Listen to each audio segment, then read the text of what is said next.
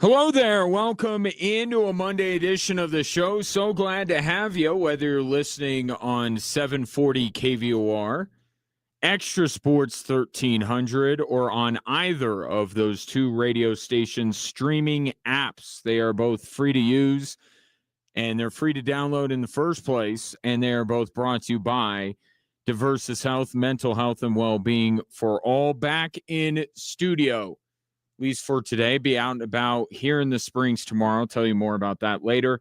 And then back in the studio the rest of the week. So last week, on the road, trying to piece it together, but back here feels cozy being back here in the studio.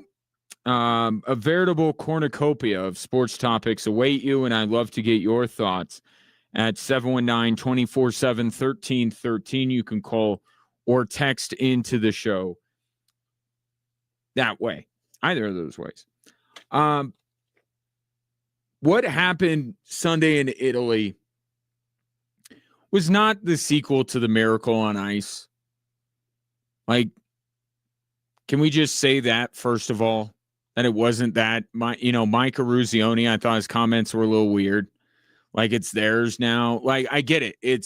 That was the last gold medal the U.S. had won in the Olympics, but nothing is ever going to compare to the Miracle on Ice. It's just not. So to throw out Al Michaels' line of "Do you believe in miracles?" is like, let's not actually ruin yesterday by trying to compare it to something that had, some geopolitical backdrop to it that does not exist currently today. And the dynamic of, and that's part of the problem here. This idea that these were a group of plucky underdogs. Like, they weren't college kids going up against pros. As one NHL star tried to point out, but nobody got that part of his quote. More on that in a moment. Like, this wasn't the upset of all upsets. Okay, but that doesn't mean that this wasn't incredibly significant. What this was revenge, 16 years in the making. Or 12 years if you just talk about how long the NHL players have waited to get back in this game, which in hindsight, or not even in hindsight, but certainly now in hindsight, wasn't it objectively ridiculous that NHL players weren't in the Olympics? Like, wasn't that? And if you're a hockey person, you know that the NHL has not been the pillar of great decision-making. This is one of their worst. The fact that the players had to fight tooth and nail to get back in the Olympics is just absurd. And can you imagine a world now that we used to live in where there were no NHL players in the Olympics? Like, by comparison, how awful is that?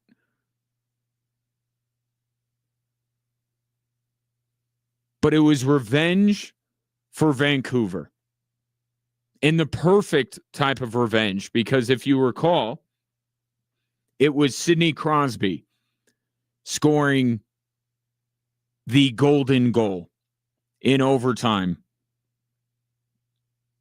to beat the U.S. And for the U.S. to, after all these years, many of the players playing in yesterday's game remember that game. They don't remember 1980.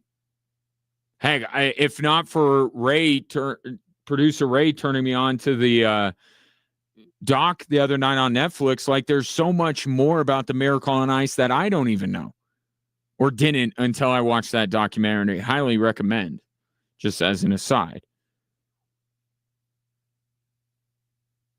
I was 5 years from being born, and I'm older, let's just say, compared to the players that were out on the ice in Italy. They didn't think about the Miracle on Ice. They were thinking about 2010.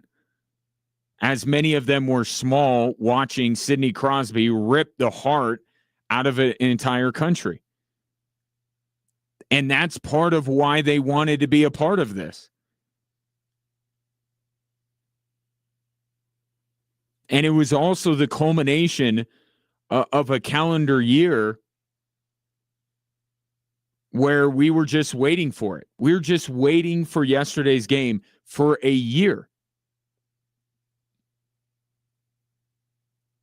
That Four Nations face-off, and credit where credit's due, NHL did good on that one. We got an epic final that began with a fight and ended again with Canada ripping our hearts out by scoring the game winner for Canada. And we've been waiting for Sunday for a year. And it absolutely lived up to that hype. Not the hype of, do you believe in miracles? But the hype through the last year, and the hype coming from the last time that the U.S. and Canada faced each other for a gold medal.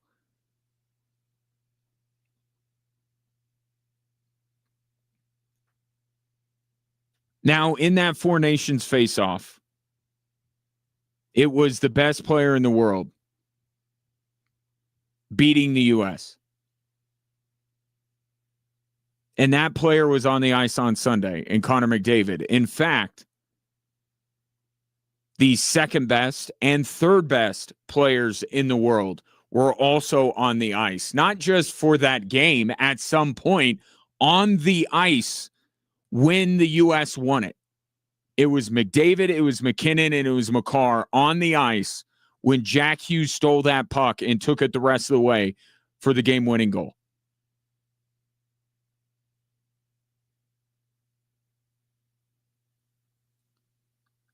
The best team in the world was on the ice in that game, and they lost. A little bit of context was missing with Nathan McKinnon's quote yesterday that went viral. He said, "You guys can be the judge of who the better team was tonight." Okay, well, that wasn't the whole thing. The full quote was, "It's been close for a while. They're an amazing skilled group of players. It just felt like it wasn't going to be." And then the quote ended with, "They won, we lost." Hits a little bit different when you put it in its full context instead of just taking that one little bit, right?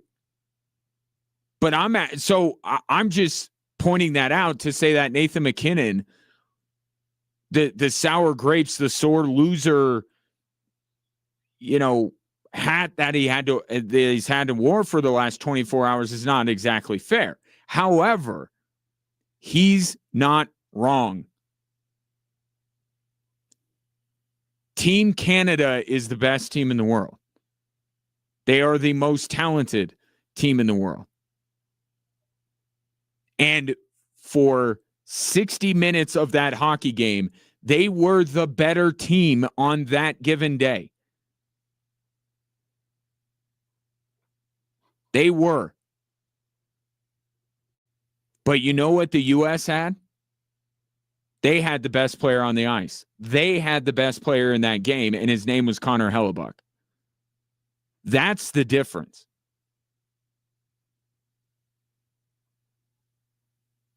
The best team was Canada. The best player was Connor Hellebuck, and in this matchup, the best player trumped the best team. Canada expected goals yesterday was nearly 6. Team USA, nearly 2. So essentially, Jordan Binnington made no saves above it, what he was expected to, and Connor Hellebuck made many. Connor Hellebuck was the best player on the ice. You can just watch that game as you did and know that Canada is better than the U.S. that they're the better team, that they're more talented. The ice was tilted in their direction for most of that hockey game. And if not for Connor Hellebuck, that game would have been a rout. It would have been an embarrassment. And can you imagine our conversation today if that would have been the case? I'm not saying that Jack Hughes doesn't deserve credit, because he does, and the entire team deserves credit for hanging in there. But without Connor Hellebuck, that goes very differently yesterday. He was the best player on the ice. And for Connor Hellebuck, this performance completely changes the narrative around him. For the last few years, it's been Connor Hellebuck is the best goalie in the world, but there's always been a but. And the but is not a big game player. And you saw this. You saw the Avalanche go up against the Jets with Connor Hellebuck in the playoffs. Didn't look like the guy that Canada faced yesterday, I'll tell you that much.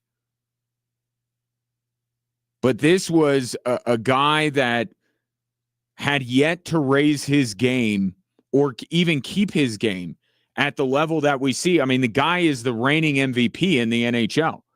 He's won numerous Vezina trophies. He's been long recognized as the best goaltender in the world. But if you don't do it on the biggest of stages, then what does that get you? And I know fans of the Winnipeg Jets would much rather Connor Hellebuck win a Stanley Cup than a gold medal. But the fact of the matter is, him winning that game yesterday, there's no bigger game that Connor Hellebuck will play in his life than that one.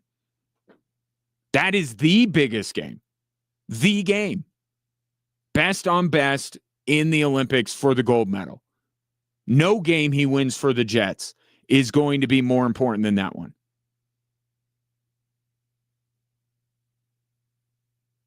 So part of my fascination with that game yesterday, I mean, just following Connor Hellebuck and seeing him perform like that on that stage and what it could mean. And we've seen it before. We've seen other athletes keep knocking on the door, and maybe they don't play at the level you would expect them to when the lights are the brightest and they're widely criticized. I mean, could you imagine in a world where Connor Hellebuck plays in a market that most people care about instead of Winnipeg? Imagine if he was the Edmonton if he stayed in Canada, if he played for Edmonton or the Maple Leafs, let alone what he would be as an American-born goaltender playing for one of our big market teams.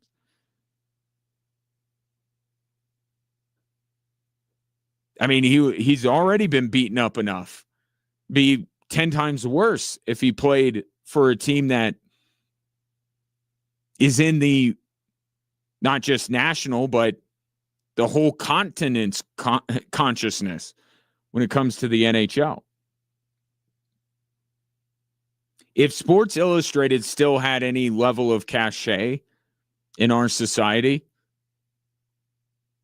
also, here's my it was better back then thing of the day. I wish that was still the case. I wish that we lived in the world where we could look forward to the next issue of Sports Illustrated. That save, the overhead shot of Connor Hellebuck reaching his stick out to stop Devon Toews, that would be on the cover. And that would be one of the most iconic sports photos in recent years. That would be a Sports Illustrated that you would keep.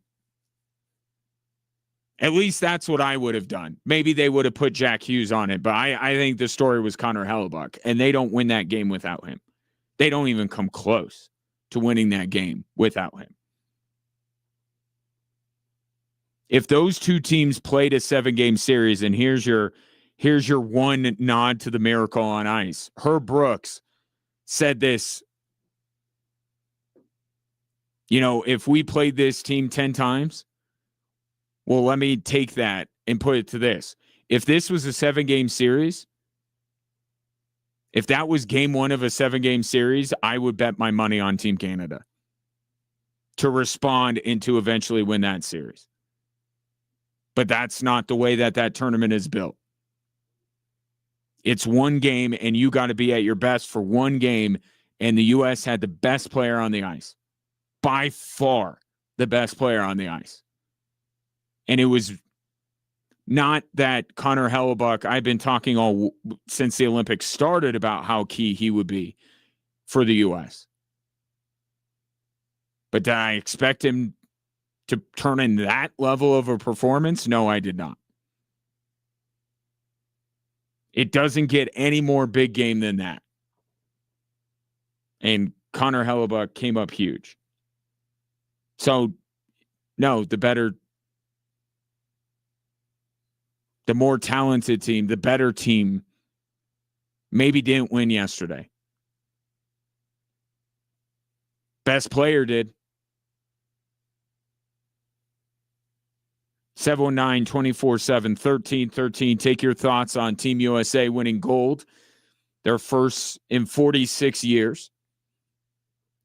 Much more to get into when it comes to not just the hockey from the Olympics, but the Olympics in general, as the games have now ended. So many great moments, and so many great moments for Colorado athletes that I would like to get in to over the course of the program. Again, 719-247-1313.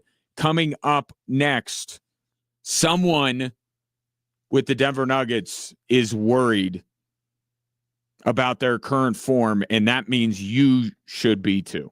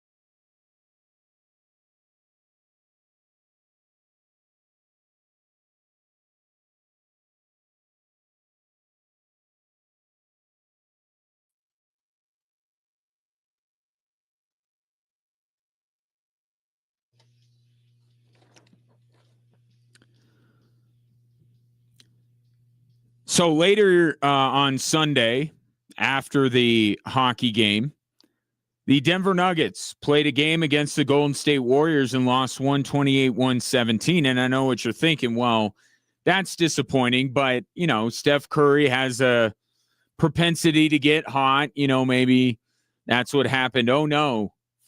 Quite the opposite. Steph Curry didn't even play, nor did Draymond Green, nor did Jimmy Butler, who's out for the season, or Kristaps Porzingis, who they just traded for at the deadline.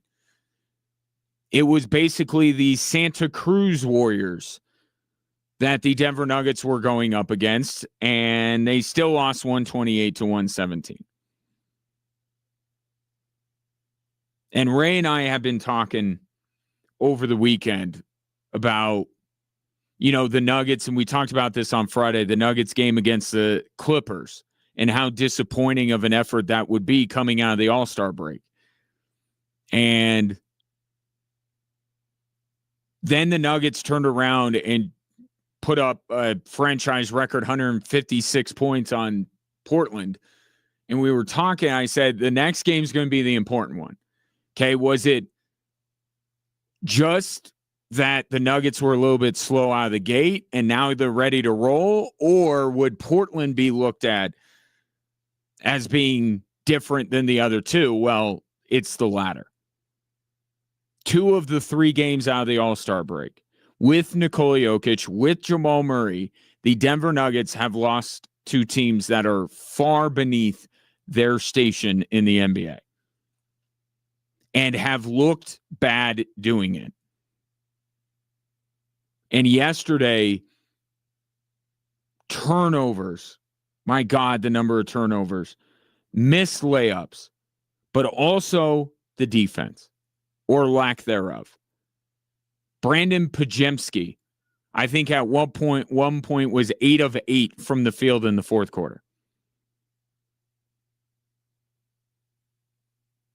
When Tim Connolly traded for Aaron Gordon in 2021, there were other opportunities to go get other players, notable players, maybe even star players.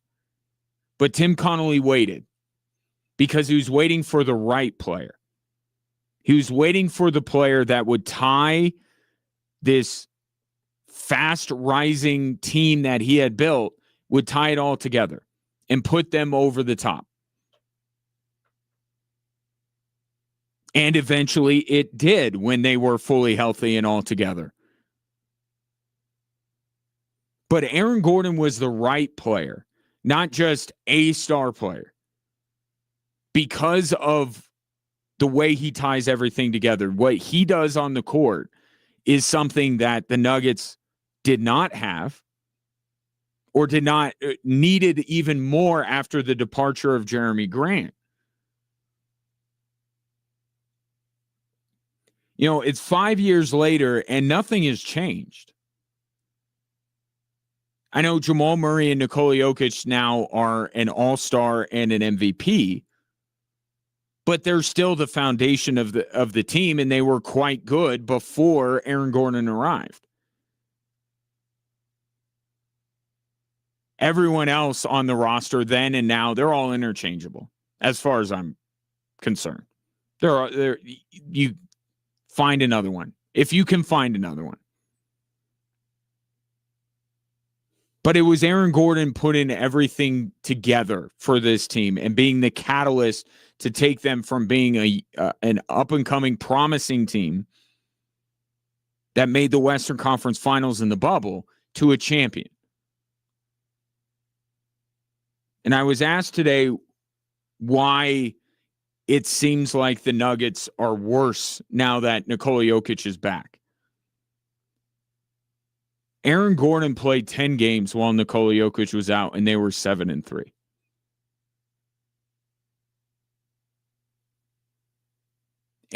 Aaron Gordon is Michael Caine, or if you're a little bit younger, Christoph Waltz.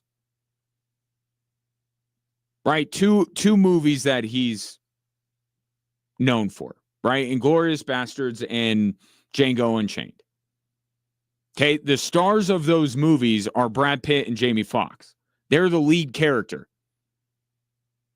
Nikola Jokic is the lead character in the film that is the Nuggets.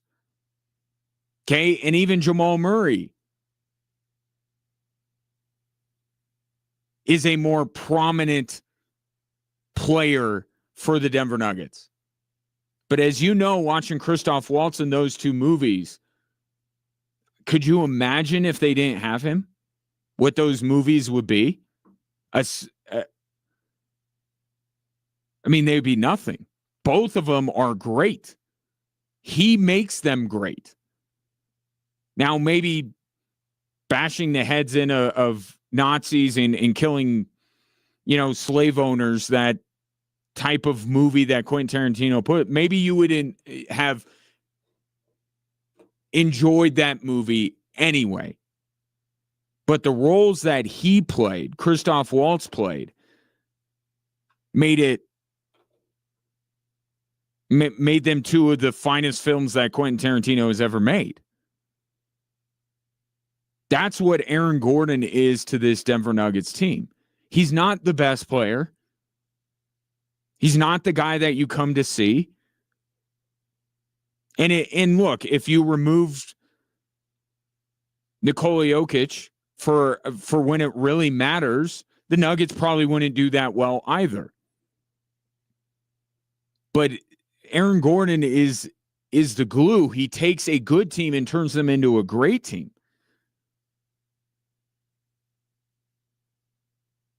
And when I watched the Denver Nuggets yesterday and against the Clippers, because I talked about this on Friday, they look lost. They look like they don't have direction. They don't have somebody anchoring them. And that's what Aaron Gordon is. Now, I'm not going to sit here and say that two of the last three games are not surprising to me. They are, just how bad the Nuggets are. But what's behind it? It's missing Aaron Gordon.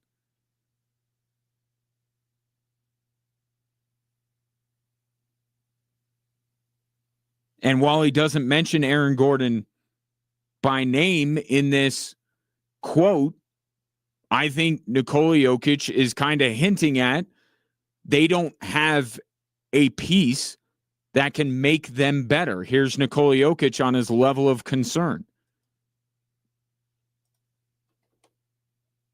If all the buttons are on. We are losing the games, We are losing the games, and we are not creating open looks, So that's something that we need to change, and hopefully we need to get better. I don't know what it is, but we need to figure it out. I know what it is.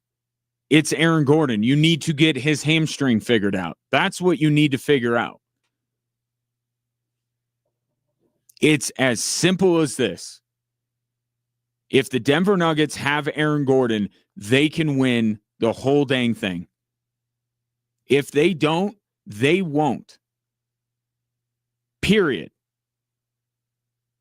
And if that means that at the end of the season, Nikola Jokic doesn't deserve MVP, then so be it.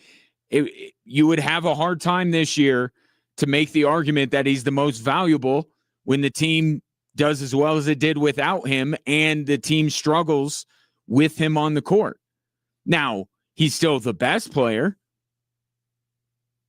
Brad Pitt is maybe better than Christoph Waltz, arguably.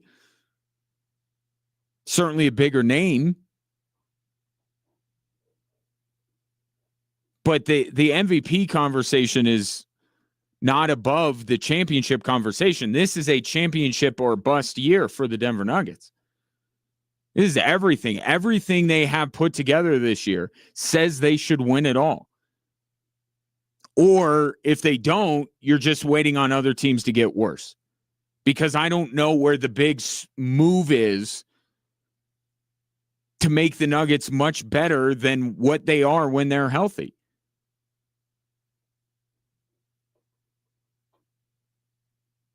But two of the last three games can be a drastic example of this. But what's behind it is that they don't have Aaron Gordon. He has been the glue, the anchor, the tether. He has been that the catalyst to go from a good to a great team. He's been that since he arrived. Nothing's changed. They need him.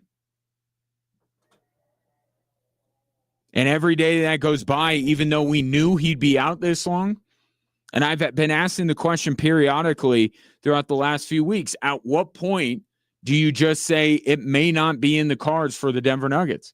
Even though this is within the window of us knowing how long Aaron Gordon's going to be out, we knew he wouldn't be back yesterday. But still, somehow, every day that goes by that the Denver Nuggets are without him because they look the way they do, you get closer and closer to the realization that at the very least, without him, they're not winning. And then maybe that they're just not going to be whole. And he might be the guy that they're missing.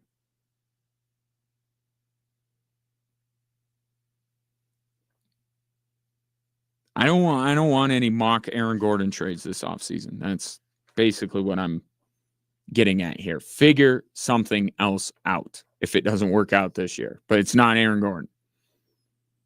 719-24/7-1313. Take your thoughts on the Denver Nuggets. Coming up next, we get right back into the Olympics, something that has been a staple for hockey fans in Colorado, watching a big game that you're celebrating and John Cooper is complaining. That's next here on 740 KVOR and Extra Sports 1300.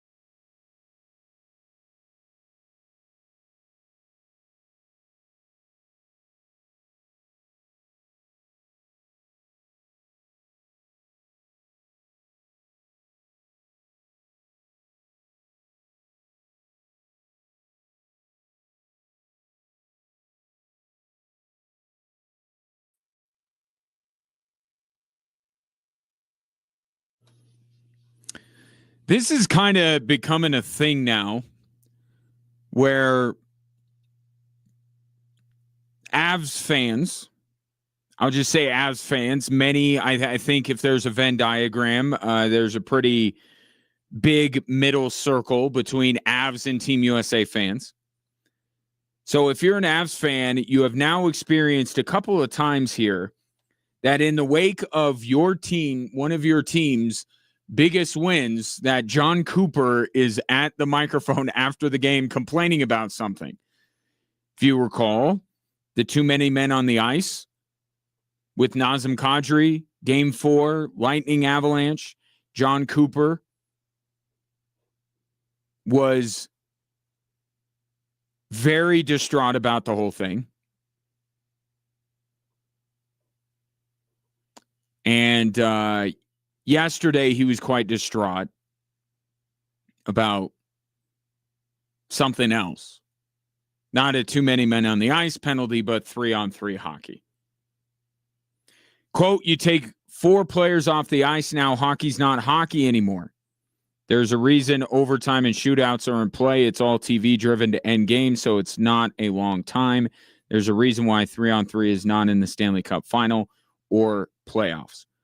Apparently, it's becoming my job today to put things into proper context, because those comments were taken, as John Cooper says, Canada lost because 3-on-3 hockey. And that is just objectively false. At no point did he say Canada lost because it was 3-on-3. And how could he? He had Nathan McKinnon, Cale Makar, and Connor McDavid, the 3 best players in the world, on the ice for 3-on-3. He wasn't saying Canada lost because it was 3-on-3. He was saying what I've been saying for a week and a half, that 3-on-3 overtime in any situation is objectively stupid, and it's not real hockey. Here's John Cooper's full comments, or more of his comments, to show you that he's just complaining about the thing I've been complaining about for a week and a half. The game is 60 minutes long, and it should end. And all the teams know the rules going into these beforehand. So you can't come up here and say, oh, we're the losing team because we lost 3 in a 3-on-3, that's not fair. We knew the rules coming in. We won a game in this tournament 3-on-3. So that's not the way it is. Is it the traditionalists want it a certain way? I'm sure they do. But there's a lot more that goes into this than dragging out. You know, I've been a part of a 5 overtime game in Stanley Cup playoffs. And, you know, I don't think people want to watch hockey for 6.5 hours. But we all get it. We got the rules, and whether you like it or not, you have to abide by them. And you know, we were on the short end of the stick. So he specifically said in there, we knew the rules, and I don't know if somebody benefits. Really, I guess you could say Canada, because they can throw out the 3 best players in the world, but he's saying there that this is not, we lost because of it. He's just backing up what I've been saying for days on end, that this needs to be done away with.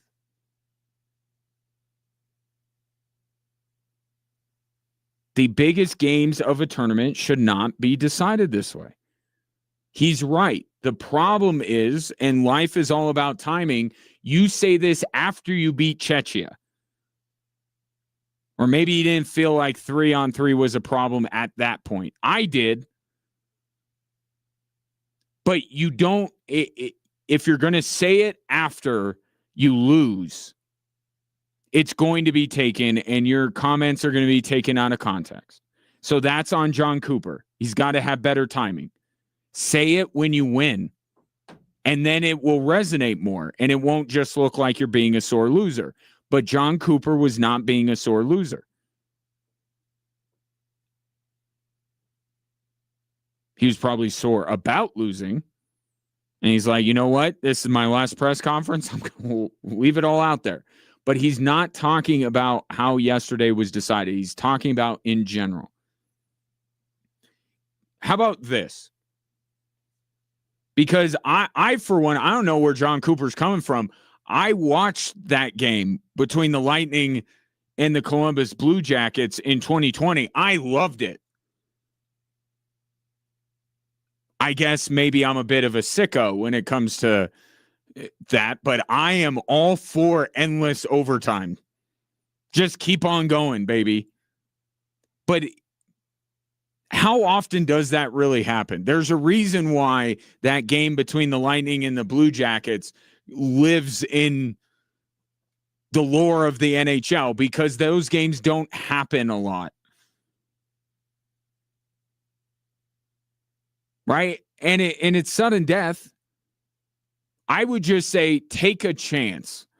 And I'll wipe the egg off of my face if the next Olympics there's a 6 overtime game. But I don't think there will be.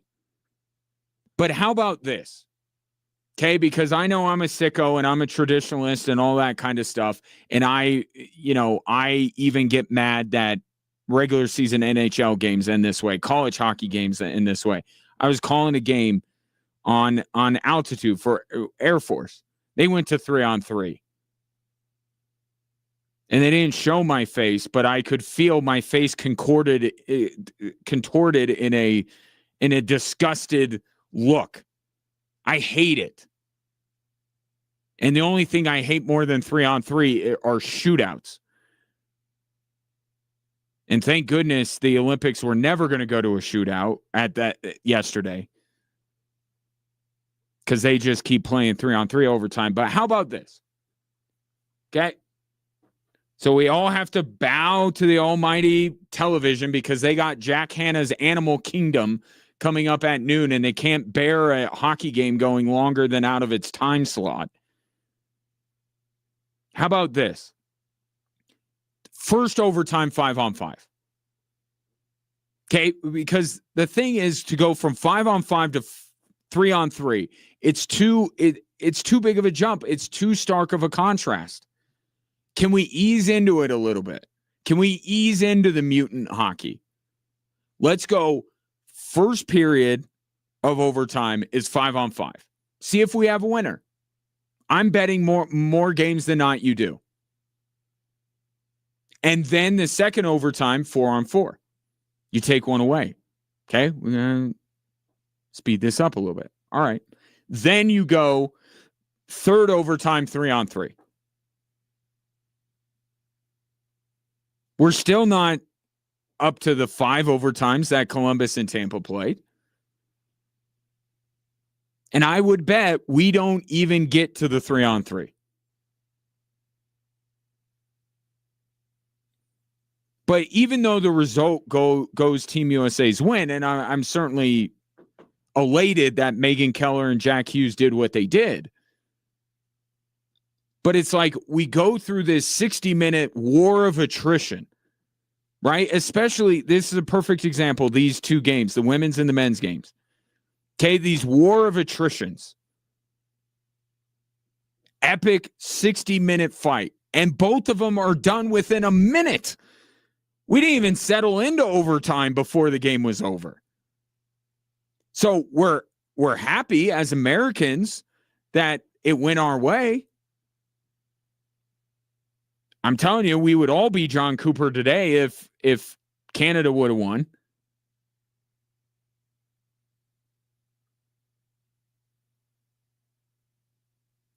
But let's try that.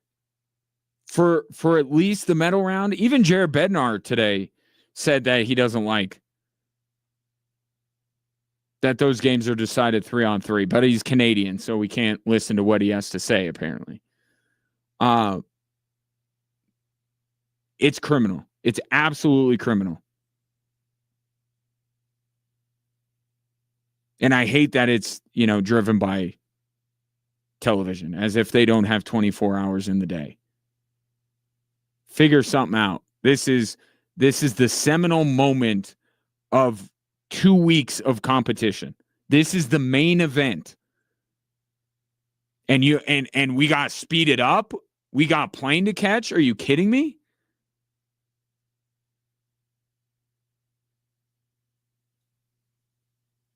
John Cooper, you may not want to hear it from him, and you certainly don't want to hear it after his team lost on a 3-on-3 overtime, but he is 1,000% right.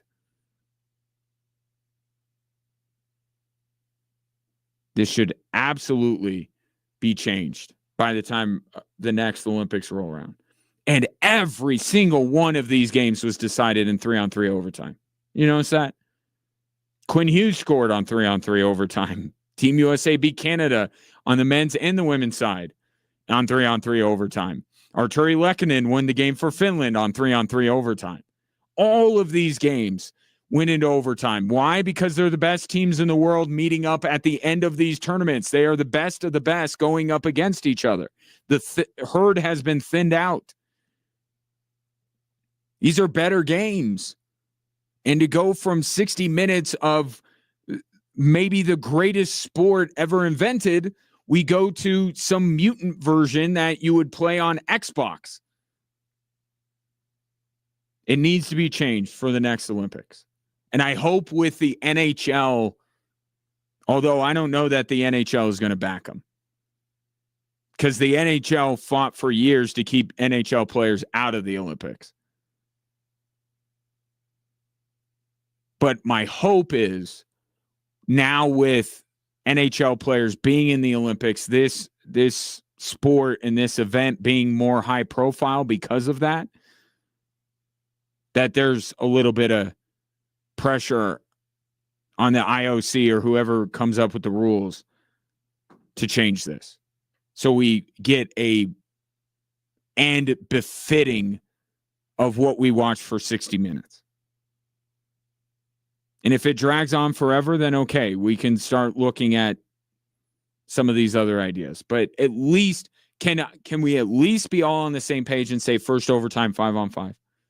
And I think you agree with me. I'm saying you, television networks, NBC, is that okay for you that we go 5-on-5? IOC, host country, is that okay? Can we all agree that the first overtime should be 5-on-5?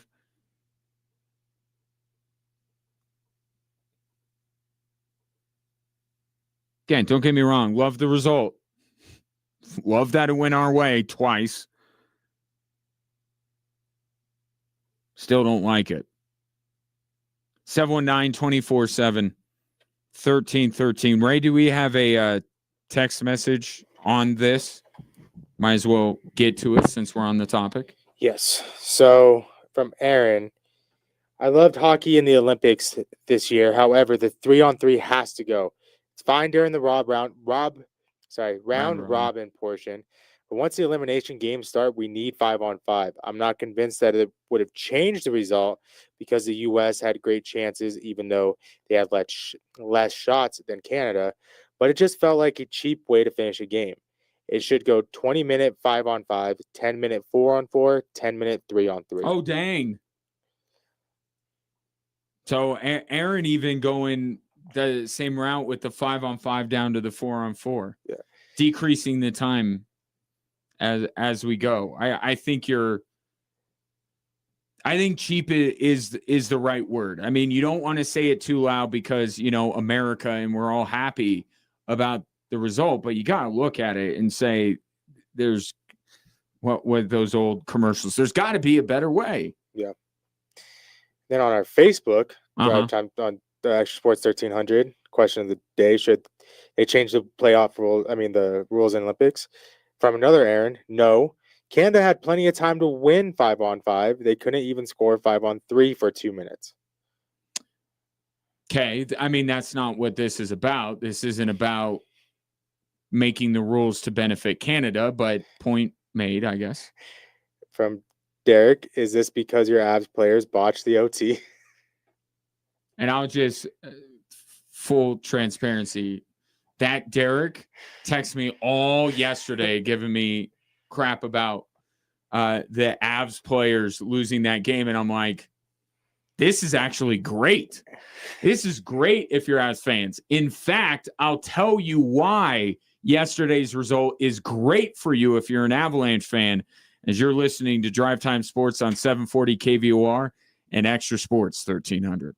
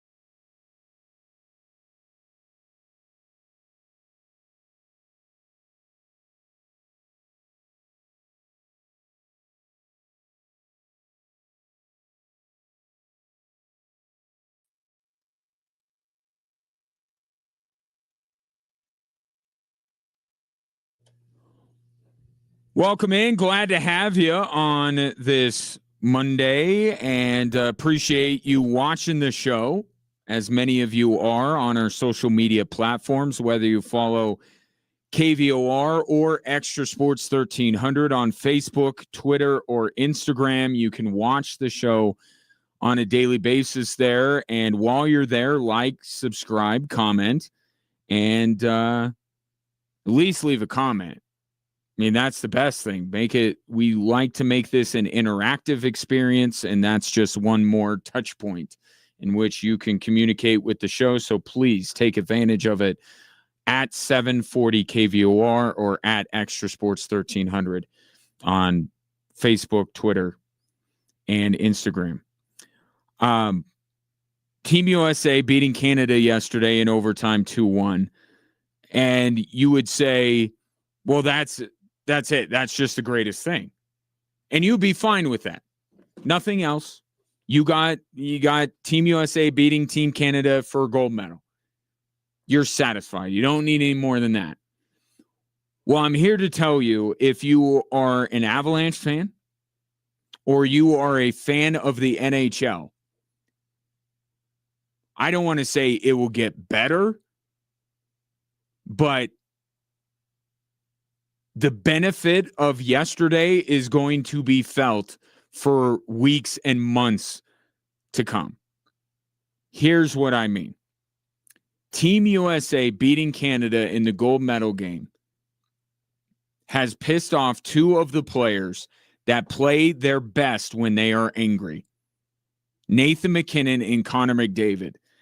And the result is we are about to see one of the more epic MVP races in recent NHL memory, because these guys are coming back to the league and they are looking to take it apart. Nathan MacKinnon, little history to back up my claim. Nathan MacKinnon, years ago, says, I'm going into my use the S word. The Avalanche were bounced by the Vegas Golden Knights. He proceeded to score 88 points in just 62 games the following year and helped lead the Colorado Avalanche to a Stanley Cup. Connor McDavid, very upset, refusing to come back out on the ice 2 years ago, came back the following year and some poor if Nathan MacKinnon got a little bite the head off of that thing. But kept his wits about him. Was gracious in defeat, gracious except he probably threw in the trash immediately when he knew there were no cameras around. That's the Nathan MacKinnon you are going to get the rest of this season for the Colorado Avalanche. He is already the betting favorite to win MVP, and he's 3 points behind Connor McDavid for the Art Ross Trophy, which is given to the highest scorer in the league each season. The way he plays is angry. No matter what's going on with his life. I don't know if he's a big birthday guy. My guess is he's not.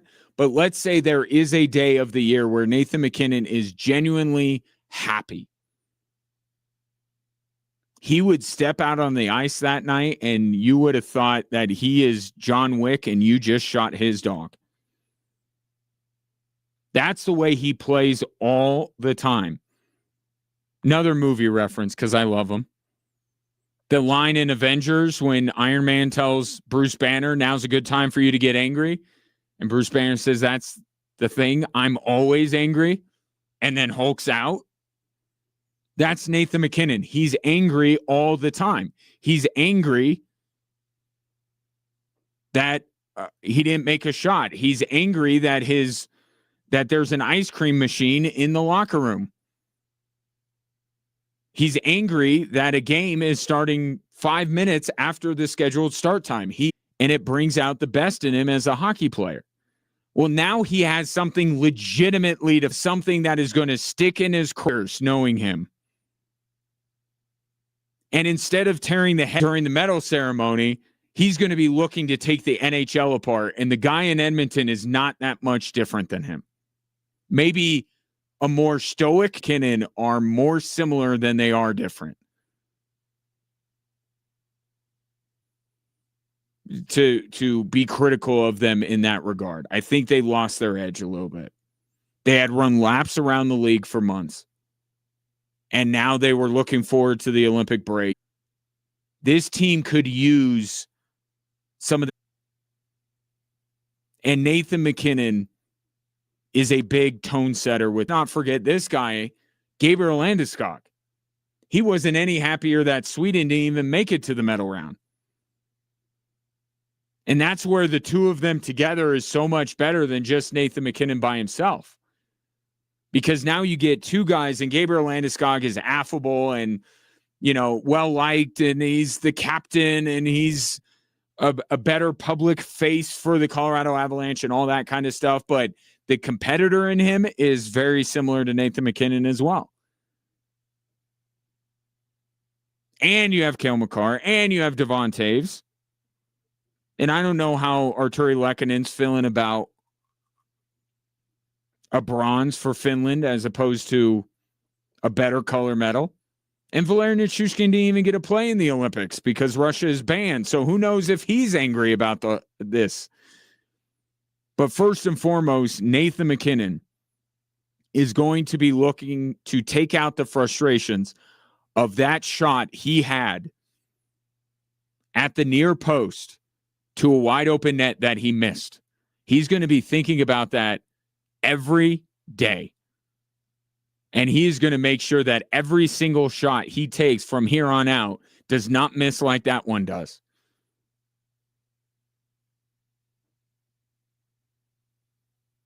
And the Avs are going to benefit from it. Now, the power play thing is still the power play thing. But you're going to see the Avalanche get closer to the juggernaut that you mostly remember them to be from the first half of the season.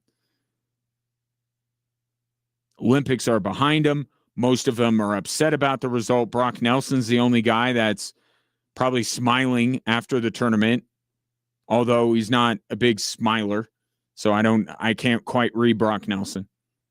By the way, one of the coolest stories of all of this is Brock Nelson, another generation of his family winning a gold. His uncle being on the Miracle on Ice team in the stands. How cool is that?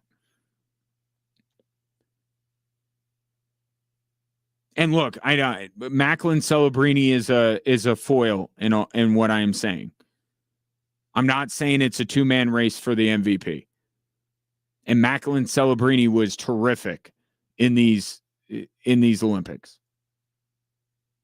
But I don't know that Macklin Celebrini has the gear that Connor McDavid and Nathan McKinnon do when they are angry and they are driven.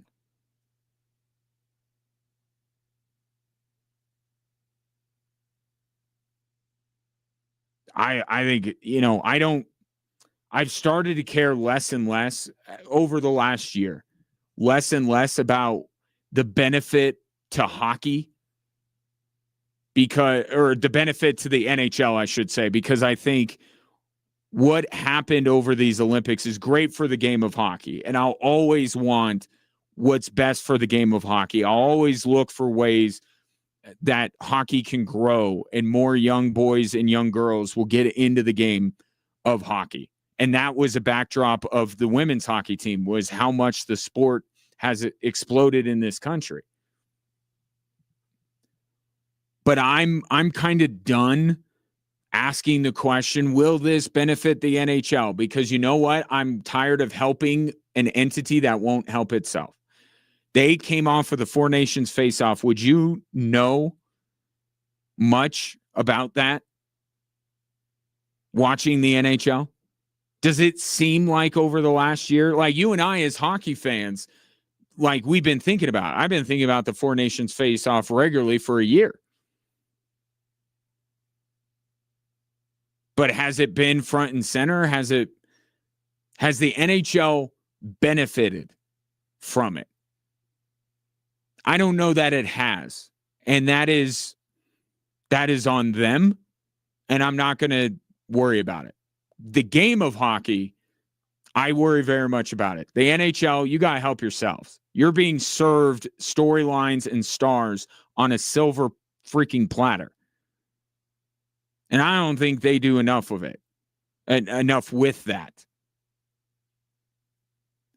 But the impact of the gold medal game on Sunday is going to be felt during the back half of this NHL season. And I would be looking at those two players in particular, Connor McDavid and Nathan MacKinnon, because I think they're about to put on an absolute show from here on out. And that show for the Avalanche begins Thursday night in Utah. 719-247-1313. Take your thoughts on Sunday's gold medal game. Of course, that is just one of the many great moments for Team USA in these Olympics. I would like to revisit many of those. My 5 favorite moments, favorite things about these Olympics, and one honorable mention that I just have to get to because I have some weird. I'll just get to it coming up next on 740 KVOR and Extra Sports 1300.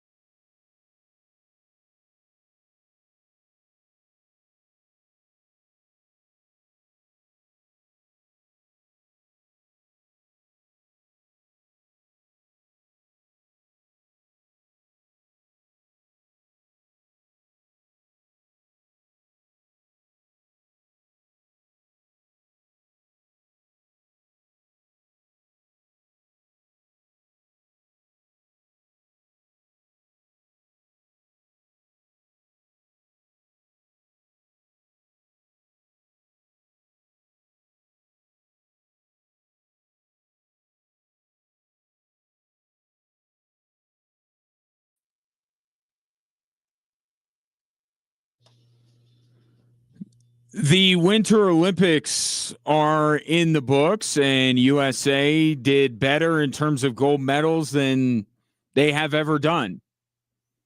With the men's hockey team being in Canada yesterday, that makes 12 gold medals more than the U.S. has won at any Winter Games ever. And it's interesting that it came out of a really rough start, right? It was Lindsey Vonn and Lindsey Vonn posted a video today on social media. She almost lost her leg because of that crash. Unbelievable. But that's the way it started, right? And Lindsey Vonn was set to become the biggest story of those Olympics, right? The comeback at 40 plus and one of the most recognizable Olympians, winter or summer. And then she crashes. And then it's followed by some disappointing results for Michaela Schifrin and kind of a slow start to the games overall. And it picked up steam and it ended with a flurry, culminating obviously in Sunday's 2-1 overtime win for Team USA in hockey. And that's why a lot of the things that I was thinking about as the best moments or the things I liked most about these Olympics, they did come later. Because a lot of the Team USA's success came later. Not all, but a lot of it. So I have my 5 favorite Olympic moments. At number 6, honorable mention, I got to get to this. Am I the only person that laughed out loud every time that Kenny Albert said, coming up next on the intermission report, sponsored by Pokemon? Did nobody else laugh as hard as I did when he said, like, Kenny Albert, here's one of the best play-by-play guys in the sport. I actually, and maybe it's a generational thing, I think I would put Kenny above Marv just because Kenny's more involved in hockey. And obviously I've watched more games that he's done than most of Marv's career was before my time. But Kenny Albert, one of the most respected broadcasters in sports, this great voice, but very serious voice, delivering, the most important calls. And in between, he's saying, we're going to the intermission report sponsored by, and then he throws a nonsense word like Pokemon. That was just my own thing. Every time he said that, I laughed. Every single time. And by the way, what is Pokemon pushing? It's like, what does she do for a living? Tables. Yeah, but what with the tables? Tables. Okay, Pokemon, but like what with Pokemon? Is there a game I'm supposed to buy? Or it's just Pokemon. It's brought to you by Pikachu and Charizard and Squirtle and Mewtwo. They're bringing you the intermission report.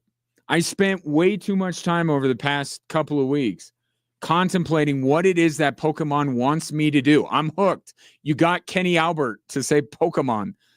What am I supposed to do with this? I even asked my son who's into Pokemon, and he's like, I don't know. I'm like, is there a game or anything? No. Okay, just Pokemon. Anyway, that almost made the list. Not quite, though. So let's start at number 5. Build the tension a little bit. I think Alyssa Liu was awesome. The level of cool that she is, I cannot even I'm not at, and I can also not fathom at any point in my life, even in my prime coolness, I could not be as cool as that young woman. I mean, the hair and the songs that she chooses to skate to, and just the way that she cares, just really cool. And the story behind this triumph of, you know, and as a parent, and as a parent of a child who competes in sports, I think it's a valuable lesson, Alyssa Liu, that she stepped away from figure skating and only came back when she knew it would bring her joy, right? Knew it was the thing that she loved doing, not the thing that she was supposed to do or the thing that she was just really good at, so she kept doing it. She came back when the love of the game was there. And how could you not see that displayed on the ice when she skated? Like, she loved it. And you're seeing all these clips about, you know, she was interviewed by 60 Minutes, and I'm not going to sit here and pretend I was on the Alyssa Liu bandwagon before Italy. I didn't even know who she was. And then when it started, she was just the girl with the striped hair. But there's this 60 Minutes interview where she was asked if she had felt pressure. And she's like, no, I'm just trying to give, you know, people a moment to make them feel something, basically. Like, I don't know. It just awesome. And she was great in winning a gold medal in figure skating. And in a sport that was certainly mixed in with some really tough moments. Amber Glenn in the first part of the individual competition. Ilya Malinin, obviously, was supposed to be a shoe-in. But that all happened after the team competition. So it was like figure skating was trending in a bad direction, and then here's Alyssa Liu winning gold. She's at number 5. At number 4, sticking with figure skating, but in a more general sense, how about Colorado? If we were competing as our own country, we would have tied for the 9th most gold medals. Same as Austria, more than Canada, or same amount as Canada, I think they maybe. But we would have tied for 9th, Colorado, in gold medals. But you had Ellie Cam and Danny O'Shea from right here in Colorado Springs. Even better. You love all the Colorado athletes, but the ones that are from here. Ellie Cam and Danny O'Shea helping the Team USA win gold in the team figure skating event. You had Liz Lemley in her Olympic debut winning gold and bronze. Jacob Slavin, Sunday, not only a Colorado native, he's from Erie, go Tigers, but he's also a former CC Tiger. Go Tigers again. Then you had Alex Ferreira winning in skiing halfpipe. We don't get nearly the amount. I guess we're a summer Olympic state, and I don't know this state to state and what the breakdown is. I know it for Colorado. We did not send nearly as many athletes. I think we have more success, I think, in the summer generally. Just anecdotal. I don't have the hard numbers in front of me. But the fact that that group made the impact they did, that of the 12 gold medals, 5 of them had to do in some way, shape, or form with a Colorado athlete. That's awesome. And the best of all, Ellie Cam and Danny O'Shea from right here in Colorado Springs. Not just training here, from here, which takes on even more significance. Of course, I'm leaving out one Colorado athlete, and I'm doing that intentionally because at number 3, I think Michaela Schifrin deserves her own kind of moment here. Because for her to go 8 straight races in the Olympics without winning, for the result she had where Breezy Johnson had him in a gold medal position in the team competition. They were in first. And then Michaela Schifrin, the most decorated skier of all time, dare I say the GOAT, has such a poor finish that they don't even medal. And yet she comes back from that and has a margin of victory in her race that if you added up the margin of victory of every gold medal winner in that competition, which dates back to 1998, it would be 1/10 of a second better than what Michaela Schifrin had in that race alone. For her to come back like that, not just from previous Olympics, from that Olympics, from Tuesday to Friday or whatever day it was. And yes, also being a Colorado athlete makes it even better. But I think Michaela Schifrin's redemption, if you want to call it that, was number 3. At number 2 and number 1, you know where I'm going with this because there are 2 things that are missing. At number 2, I'm going to say what the U.S. women's hockey team did. It was almost the same script as the men's game followed. Same opponent, same score, golden goal in overtime. But for the fact that the U.S. till that game was about their dominance, right? And we can appreciate that in America.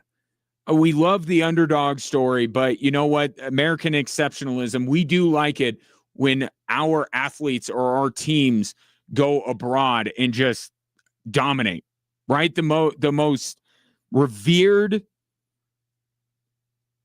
team maybe of all time. There's the Miracle on Ice. That would be one. But on the other end of the spectrum, but held in a very similar regard, the Dream Team. Right? The Dream Team is iconic. And all they did was go over there and eviscerate everybody that stood in their path. That's what women's hockey was doing, including to Canada, who they beat 5-0. And I think maybe they got a little bit shocked by the fact that Canada, as much as they showed respect to Canada leading up to the game and they know Canada's history, how could you not be a little bit knocked on your heels when a team that you beat 5-0 is now beating you and time is winding down? And for Hillary Knight, who's the greatest U.S. women's hockey player of all time, for her to get the goal, to tie it up, a record-breaking goal. She now has more goals than any U.S. female hockey player. For her to be the one that ties the game. You know, sometimes we have unlikely heroes, right? That was not an unlikely hero. That was the player that everybody was looking at to do something. And she got engaged the day before, no less. And then Megan Keller with the sweet move. You know, the finish reminded me of Jack Hughes, right? The 5-hole. But her move was like Mitch Marner's move for Canada when they beat Czechia. But for Team USA to, I'm sure, get knocked on their heels a little bit, to come back at them, to score that goal late in the regulation, and then to come back in overtime and get the winner. You know, the mark of a great team being able to win different ways. They won one specific way throughout the tournament, which was just blowing everybody out. But when the competition rose to their level, they still met the challenge. But I got to go with Sundays as number one. And I think more than anything else, it was the year-long hype, right? The return to the games for NHL players, remembering what happened in Vancouver, and the fact that we collectively got together. Don't tell us Americans that we can't do something that we set our mind to, because we all collectively were not only able to set our alarms for 6 a.m. on Sunday, we got up at 6 a.m. on Sunday. If that's not American exceptionalism, I don't know what is. We collectively made plans to wake up and watch that game together. And the game lived with all the hype, all the buildup. It lived up to the hype. It was as great a game as you could possibly have imagined. So that's why when the weeks and months go by, the thing that's when I think of these Olympics, I'm going to think of what USA men's hockey did on Sunday, first and foremost, but all these others, athletes and moments, and Kenny Albert saying Pokemon will stay in my brain for a long time as well. 719-247-1313. Your thoughts on the best winter games ever? Looking at it through our red, white, and blue lens.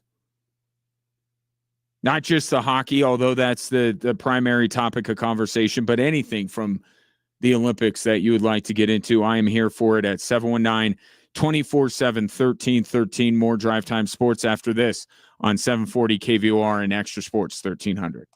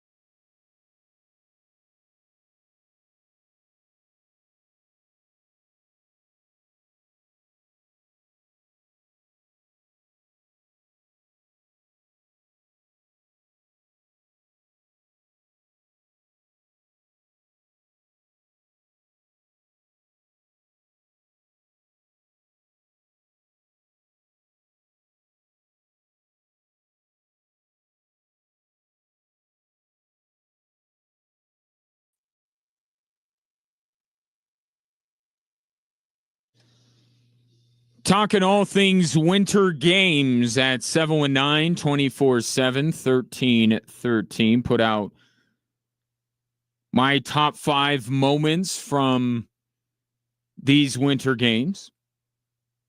What are yours? 719-24/7-1313. To producer Ray Dominguez and the text line. We need like the little Batman thing. Yeah, exactly. Okay, good.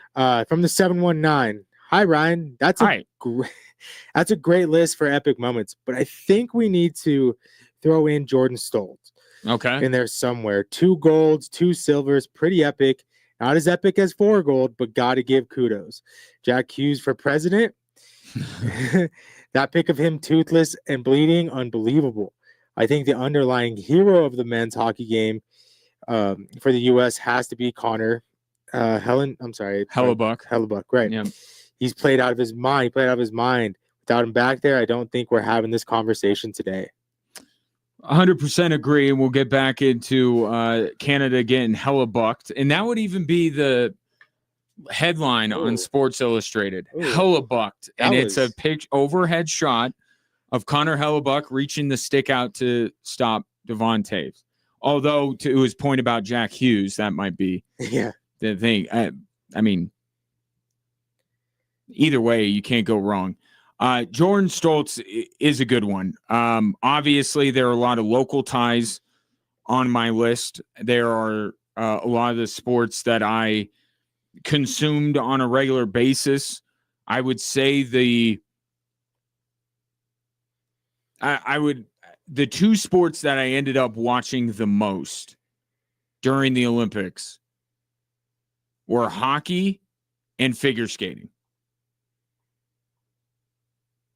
Part of it was my interest level. Part of it was it fits with I didn't watch a minute of the primetime coverage. Not a minute. No. Everything I saw, I watched live. But Jordan Stoltz was a great one. But yeah, to your point, maybe didn't do all that he was capable or had possible. But yeah, Jordan Stoltz would be on there. I think it would be, depending on what you are more locked into, Jordan Stoltz or Alyssa Liu, because neither one of them are local athletes. Mm-hmm. Neither one of them are, for this audience, in sports that we talk about the most, because I think just naturally hockey is going to be near the top of everyone's list. But Jordan Stoltz was really good too, picking up. I mean, you go Colorado and Jordan Stoltz, that's like almost, other than the mixed doubles curling. You know what I didn't watch at all? What's that? Curling. I didn't watch any of it. And there was some controversy with curling too. There was. Yeah. But we could make another list and say, so nothing was like the French judge, I don't think. There were some judgment calls that went on during the tournament, during the Olympics. Are we going to remember? Do you know the guy that admitted that he cheated on his girlfriend? Yeah. He ended up winning like 5 medals or like. So I don't know if he can go back to her now. After one bronze, we're all like, dude, you're going to win her back with a bronze medal. And now I think he won 5 medals. 5 medals. Yeah, no, does that cover the cheating? I don't think it should. I'm just telling that young woman, have some self-respect. It does not. Yeah. But he would make a better case if he had 5. I have a question real quick. What was more interesting, summer or winter? It's always going to be summer. Yeah. It's always going to be summer. I think for most people, I think the issue with Winter Olympics, and people who love the Winter Olympics may push back against this because they'll say, oh, well, there's 18 different types of swimming. Yeah. I just think we're more locked in. Yeah. On the summer. And in some of these stories tend to pick up steam. Plus gymnastics. I mean, it's hard to, but for what swimming is and gymnastics, it's hard to say that any sport is above those two in terms of capturing our national consciousness. I like, now that the NHL players are back in, I think it rivals it.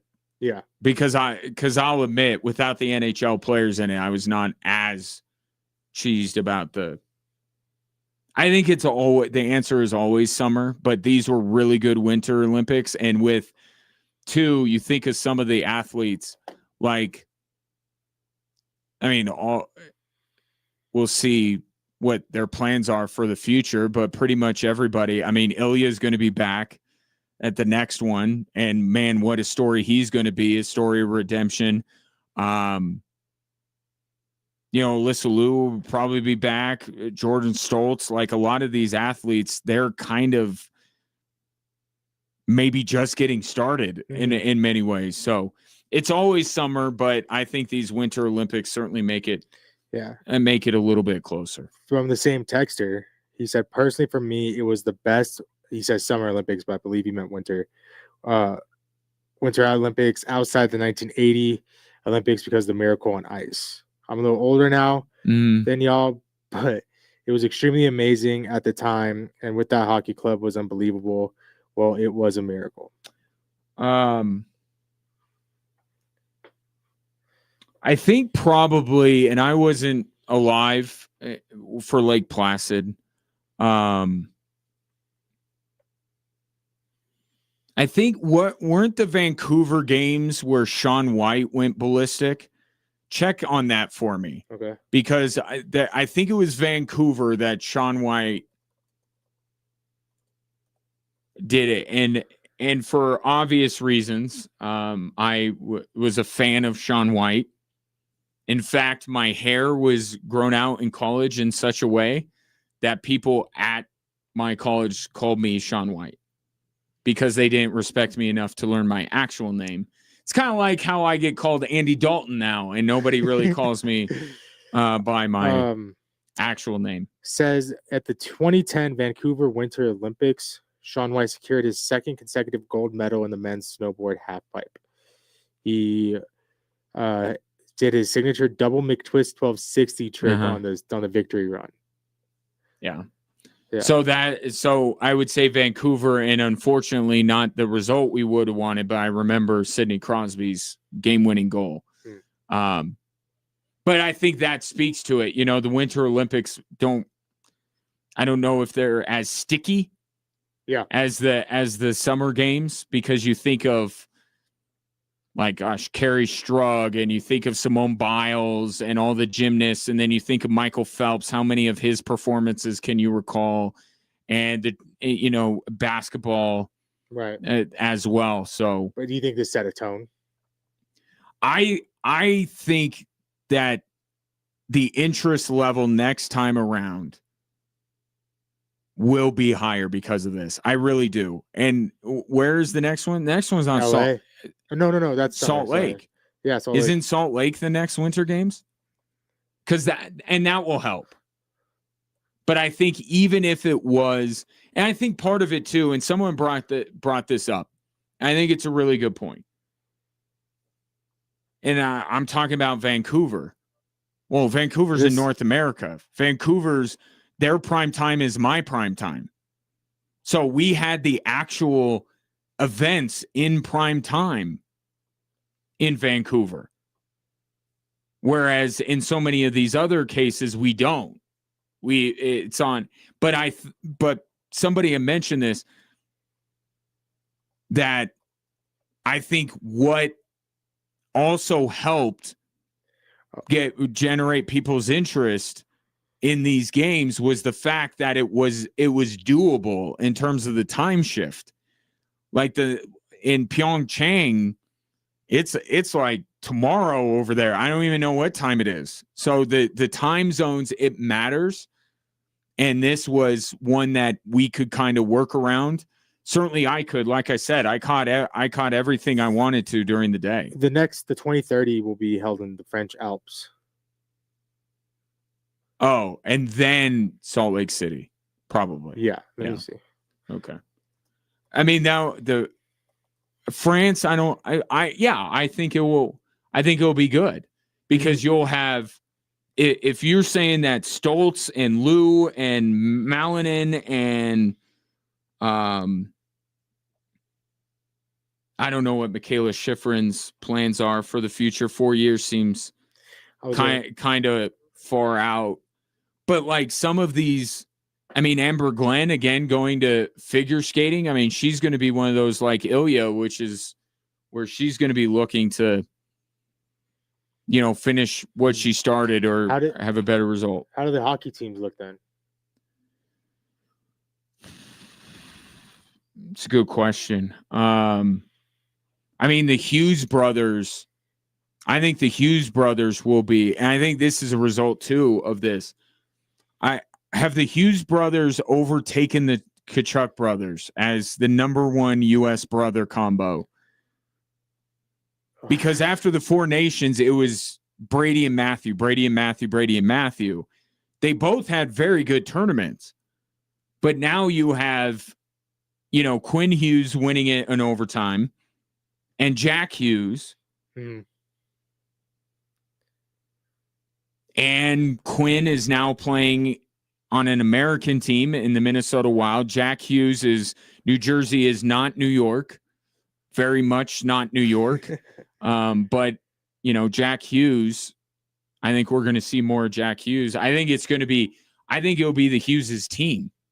I think that's what it's going to be. It's going to be their team in a few years. Just got a quick text in, just based from the 719, just based on danger.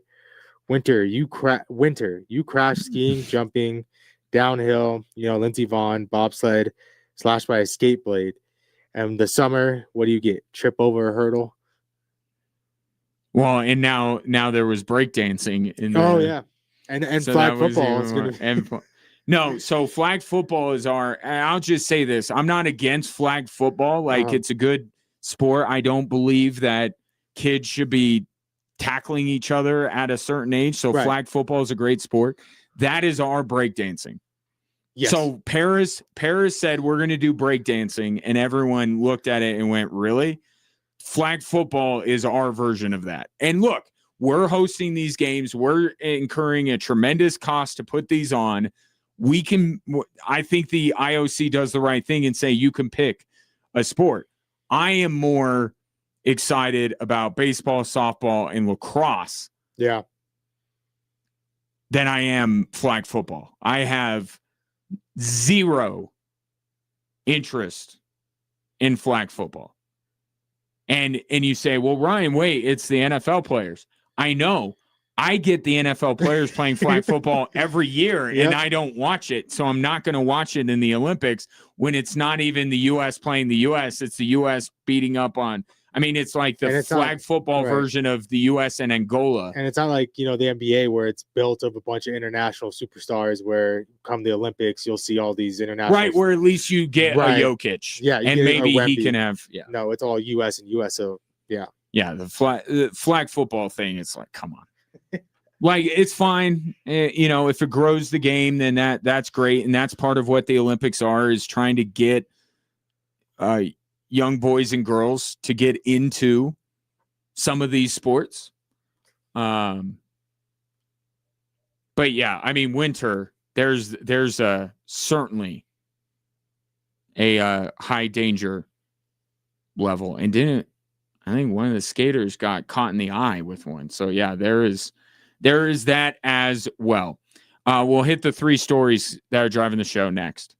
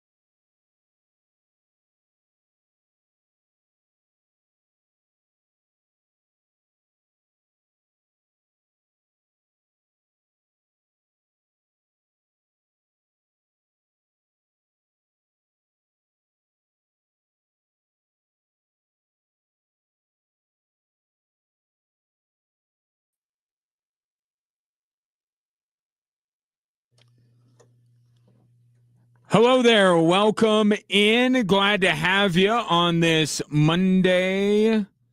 Whether you're listening on 740 KVOR, Extra Sports 1300, or the streaming apps for those two radio stations, which are free to download, free to use, and sponsored by Diversus Health, mental health, and well-being for all. Perhaps you have an opinion or two. Well, you're in the right place because we love your opinions. You could call or text them into the show at 719-247-1313, or if you're following either 740 KVOR or Extra Sports 1300 on social media, you can just reach out to us that way. My guess is the thing that's on your mind most is the thing that's on our minds the most. And it's time for a special edition of the three stories that are driving the show. Wait for it.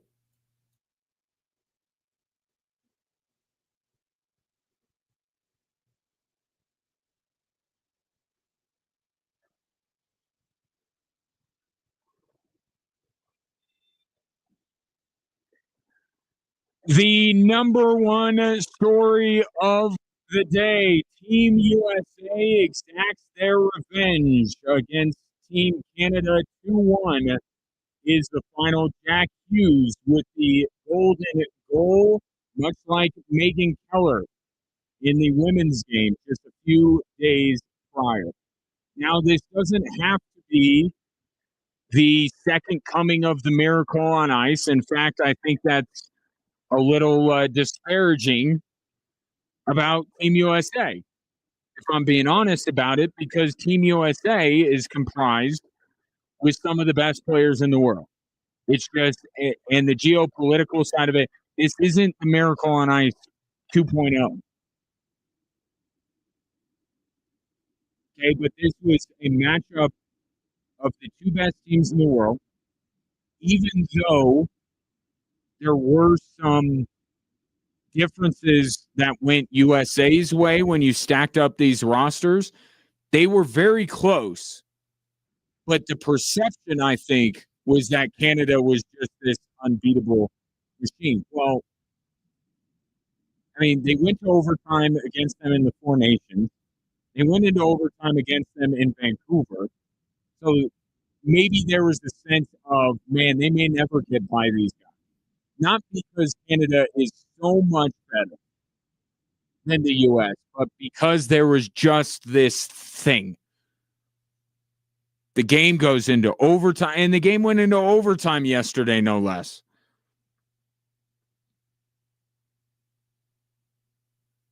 But this was the culmination of a year that we were waiting to see Canada and the U.S. again. It was these hockey players who were young, sitting in front of their television, watching Sidney Crosby rip the collective heart out of the United States by scoring the golden goal in Vancouver, dreaming of one day they could do that to Canada. And the young boy that grew up to do it was Jack Hughes. But make no mistake about it, the story of that game was Connor Hellebuyck. And I can acknowledge that Canada is the better team. A lot of people on this radio station apparently can't put those words into the universe. I can. Canada's a better team than Team USA. They're more talented. They have the three best players in the world. But it didn't matter as much yesterday because the best player in that game was on Team USA. And Connor Hellebuyck already is the best goaltender in the world. So it's not even that crazy to think that the best player on the ice was on Team USA because Team USA has the best goaltender in the world. But with Connor Hellebuyck, there was always the caveat. There was always the but. Connor Hellebuyck, MVP, best goaltender in the world. But what does he do when the lights are the brightest. Well, they can't get any brighter than they were yesterday. That's the biggest game of Connor Hellebuck's life. And without him, the U.S. gets bludgeoned by Team Canada. So that's where I can say that Team Canada is better. They were the better team throughout the entirety of the game. Expected goals, they were expected to score 6. The U.S. was barely expected to score 2. Connor Hellebuck made the difference. He was the best player on the ice, and he's the best at what he does in the world. And the U.S. had him in their corner. And I said going into these Olympics that Connor Hellebuck, to me, would be the difference for Team USA. But the performance he put on yesterday, no, I did not see that coming. I just thought he would be a little bit better than Jordan Binnington. He was phenomenal. And the most iconic picture from that game is, to me, not Jack Hughes with his toothless smile. It's the overhead shot of Connor Hellebuck reaching his stick out and absolutely stoning Devontae's. That encapsulated the day that Connor Hellebuck had. He was the hero after so many big games of him being the GOAT. Canada was the better team. Team USA had the best player, and that's what made the difference. Now, after the game, here's the subject of story number 2. The game is 60 minutes long, and it should end. And all the teams know the rules going into these beforehand. So you can't come up here and say, oh, we're the losing team because we lost 3 in a 3-on-3, that's not fair. We knew the rules coming in. We won a game in this tournament 3-on-3. So that's not the way it is. Is it the traditionalists want it a certain way? I'm sure they do. But there's a lot more that goes into this than dragging out. You know, I've been a part of a 5 overtime game in Stanley Cup playoffs. And, you know, I don't think people want to watch hockey for 6.5 hours, but we all get it. We got the rules, and whether you like it or not, you have to abide by them. And you know, we were on the short end of the stick. Full context into John Cooper's comments, which were like Nathan McKinnon's comments after the game, were taken without the context that is so important. John Cooper was not saying we lost this game because of 3-on-3 overtime. He was merely pointing out the same thing I've been pointing out on this radio program for more than a week. The most important games on planet Earth should not be decided by mutant 3-on-3 hockey. The timing in which John Cooper is using to air his grievance is the worst timing. Like, you got to say that after the Czechia game. You can't say that. But it was the end of the tournament, and John Cooper felt like, you know what, I'm just going to give my thoughts on it. But he's 1,000% right. The only bad thing about yesterday was that it ended the way it did. 3-on-3 overtime is an abomination. It is a tool used by people who plan hockey games to get the game going, to make sure that people can move on with the rest of their evenings. And that should not be the mentality when a gold medal is on the line. Let's move it along. We got a flight to catch. We got another program coming up on NBC. Screw that. I don't care what NBC has on the rest of the day.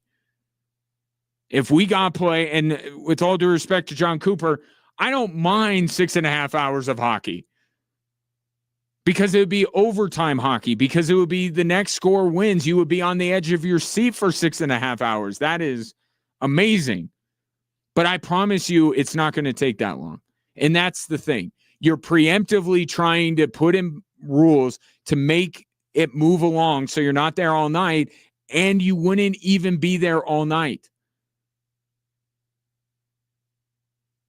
Both the men's and the women's games, we go 60 minutes of just war. And it's fantastic. And then we go 3-on-3 on that Olympic-sized sheet of ice with all this room. All this stuff could happen. And what happened? The U.S. ended it in no time. We even get settled, mentally prepared for overtime. And the game was over.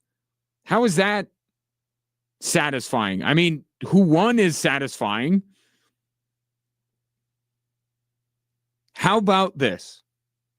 First overtime, give me another 5-on-5, please. Just one overtime of 5-on-5, and then if we got to pare it down and go I would say 4-on-4 second overtime, 3-on-3 the third overtime, and because they're not going to go a shootout, thank God. Could you imagine if that game yesterday ended in a shootout?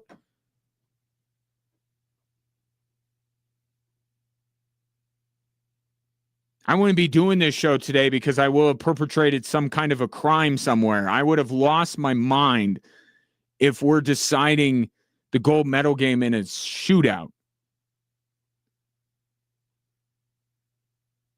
But just give me one overtime of 5-on-5. Hockey is a game that ends up tied after regulation a lot. Can we just get one 5-on-5 overtime period? And then if you want to do your stupid 4-on-4, 3-on-3, then go right ahead. But that was the only bad thing. And John Cooper's 1,000% right. No one wants to hear it, and his timing could not be worse, but he's right. And it's been going on for the last week and a half. All of these games are being decided on 3-on-3 overtime, which is not real hockey. It's a mini game you play in NHL 98.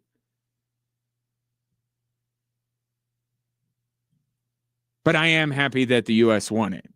So that, I feel very strongly about both things. Anti 3-on-3 overtime, pro Team USA winning. And right now, Team USA trumps my hatred for the 3-on-3. But don't get me wrong. I very much hate it. And then story number 3, moving forward. I think we are in for one of the most epic MVP races in the NHL that we have seen. Because we love that Team USA won. And as fans, you should love that Team USA won. Because the guy that leads the Avalanche is very angry right now. He looked like he wanted to rip the head off of the stuffed animal that he received after that game. Nathan MacKinnon angry is fantastic for the Colorado Avalanche. And he doesn't even have to make it up. He's legitimately angry. He doesn't have to find something to be angry about. And the guy that plays in Edmonton is not that much different than him. Connor McDavid and Nathan MacKinnon T's and P's to every team on the Avalanche and Edmonton schedule from here on out, or more accurately, the goaltenders that are on the Edmonton and Colorado schedules the rest of the way, because Nathan MacKinnon and Connor McDavid are going to take out all of their frustrations from that game on the rest of the NHL. And given where the Avs are and what their goals are for this year, that is exactly what they need. They need a fighting mad Nathan MacKinnon to bring the edge back to this hockey team that lost it going into the Olympic break. And I know Macklin Celebrini's in all of this too. I don't want to forget him. I just don't know that Macklin Celebrini has the gear that Connor McDavid or Nathan MacKinnon do. And they're going to be hitting that gear on a nightly basis from here on out. And if you're an Avs fan, an Oilers fan, or just a hockey fan in general, enjoy the show. 719-247-1313. Your thoughts on Team USA beating Canada and Team USA finishing with 12 gold medals, the most that they have won in a single winter games. We'll have more Drive Time Sports coming up next on 740 KVOR and Extra Sports 1300.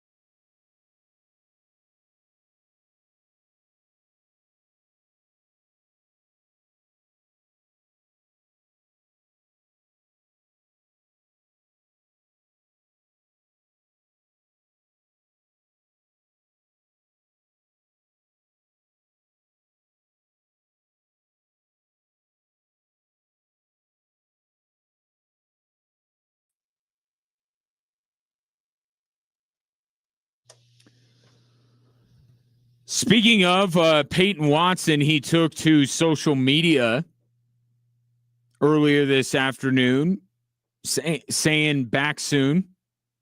Ocho. I mean, as if we don't know who's saying back soon. Like, who, Peyton Watson, are you saying back soon to on your own Instagram account? But that's just the way athletes do it. So Peyton Watson saying he's going to be back soon. Now, the question is this J.K. Dobbins soon, or is this like soon? Because a lot of people were duped into thinking J.K. Dobbins was a go for the AFC Championship, and that did not happen. So meet this with a fair amount of skepticism and just be pleasantly surprised when Peyton Watson makes his way back out on the court, and he's going to help. Like, I still say that missing Aaron Gordon right now for the Nuggets is everything. Granted that Nikola Jokic and Jamal Murray, that they stay healthy. They don't win a championship without those two guys. But my point earlier was just that Aaron Gordon is a vital piece of what they do. If you want to call it a big three, he's in that big three. They're not winning a title without Nikola Jokic. They're not winning a title without Jamal Murray. And you're seeing it lately, despite having Jamal Murray and Nikola Jokic back, they're not winning without Aaron Gordon. If you want to call him a role player, he's the most important role player in the NBA. But having Peyton Watson is going to help them get better.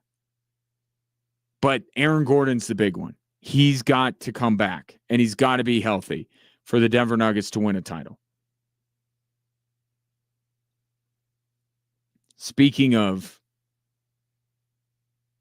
injuries or possible injuries, so Tom Haberstroh put something out today that I had talked about when Nikola Jokic came back from his injury. Some of the premier players in the NBA are flirting with this 65-game rule. And I need to bring up the exact numbers because he did a great job of laying it out and where we're at. Nikola Jokic can miss one more game. That's it. One more game, or he'll drop below the threshold.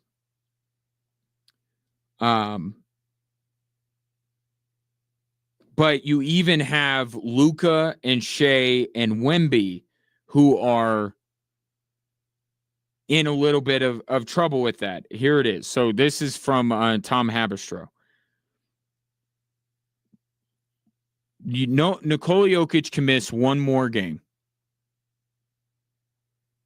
Victor Wembanyama can miss 4. Luka can miss 5. And Shea can miss 6. More games. Or else they will not qualify for postseason awards because of the 65-game rule. And the way that he presented it was the same way I presented it, that we could have an MVP by default, that any other player that we would consider for this award will not be eligible. We will not be able to vote for any of these guys. The only one we will be able to vote for is Cade Cunningham,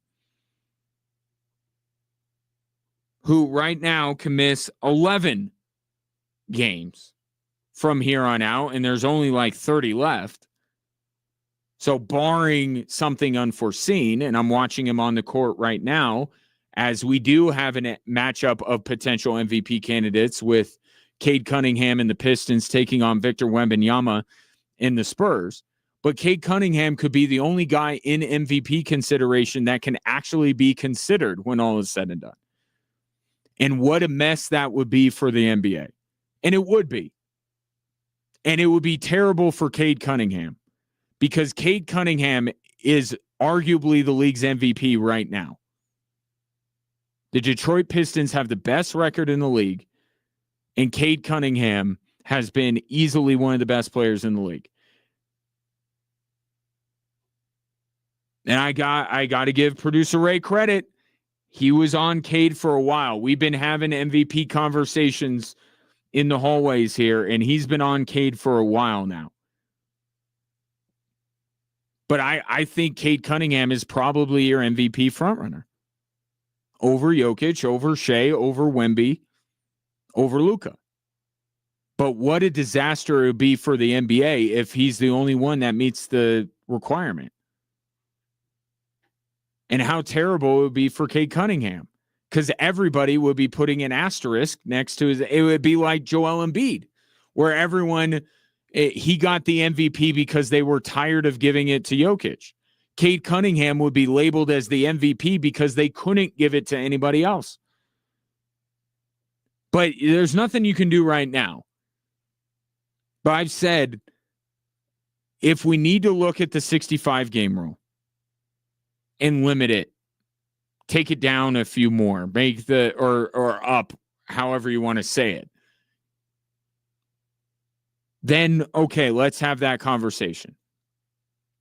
But I don't think that the rule is a bad one. And the rule is trying to fight what is a bigger issue for the NBA than tanking, and it's load management. You can't load manage your superstar the entirety of the season and expect to be given all the goodies that come along with being an elite player. I don't have an issue with this. It's unfortunate that the NBA is the sport that has to deal with this because, again, while hockey's at the top of everybody's mind, let me remind you, this is not a thing in the NHL. That Jack Hughes, Quinn Hughes, Nathan McKinnon, Cale Makar, Connor Hellebuck, all of these guys will be in action and will be in action for most of the games remaining, barring a legitimate injury. But it's the reality that the NBA has to face. And it's a bit of a drastic rule, but in terms of, especially when we're talking about all the possible ways to combat tanking, I think the 65-game rule is hardly radical.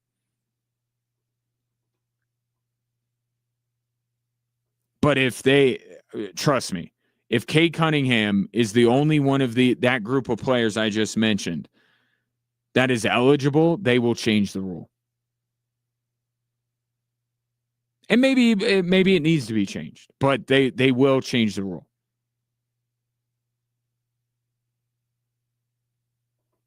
But I think that's the list right now. And oh, by the way, that would be your all-NBA first team. Remember, it's positionless. Those would be the 5 guys that would win all-NBA first team. And 4 of them might not be eligible. I think what this is, though, I'm not one that looks at the 65-game rule and say, man, that is way too severe. I don't think that. But what you are dealing with right now, you are dealing with an uncommon season. Because I know that San Antonio has load managed Victor Wembanyama before. But Shea, Luka, and Jokic have the reputation of being out there on the floor. Now, Luka's had his struggles with injuries. But if he's healthy, he plays. So I think you're getting injuries to the wrong guys all at the same time. You know, if we're talking about Kawhi and Steph and who am I missing, Ray? Who would be another good one? Which star gets load managed in the NBA right now?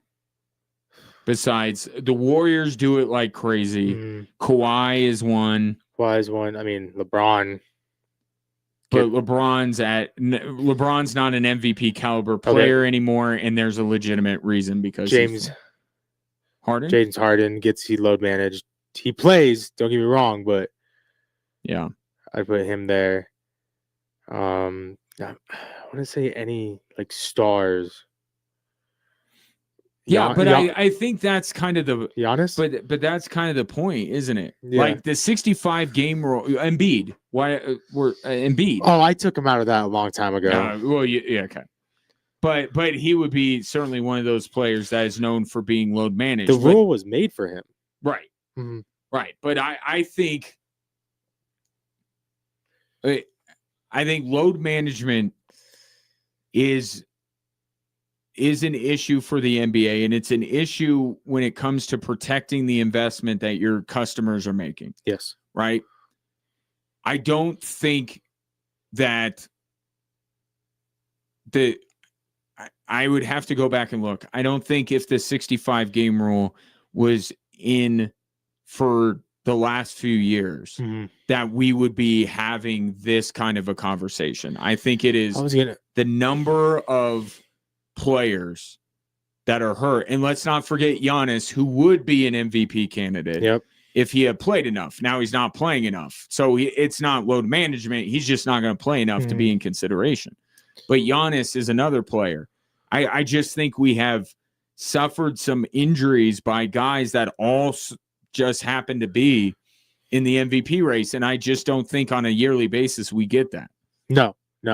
It's usually like one or two might have gotten, man, they would have been MVP. But the fact that it's the top 5, basically, and like you said, it might be an asterisk year for MVP.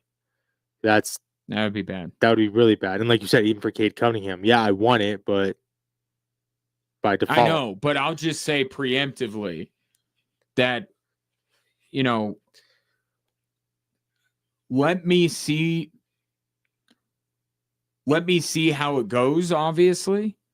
But right now, Cade Cunningham is on a path where you could legitimately argue he is the MVP, regardless of the 65 game rule. Now, I predicted Luka at the beginning of the season. I've thought Luka for most of the season. I think he's very much in it. So these guys are all in it.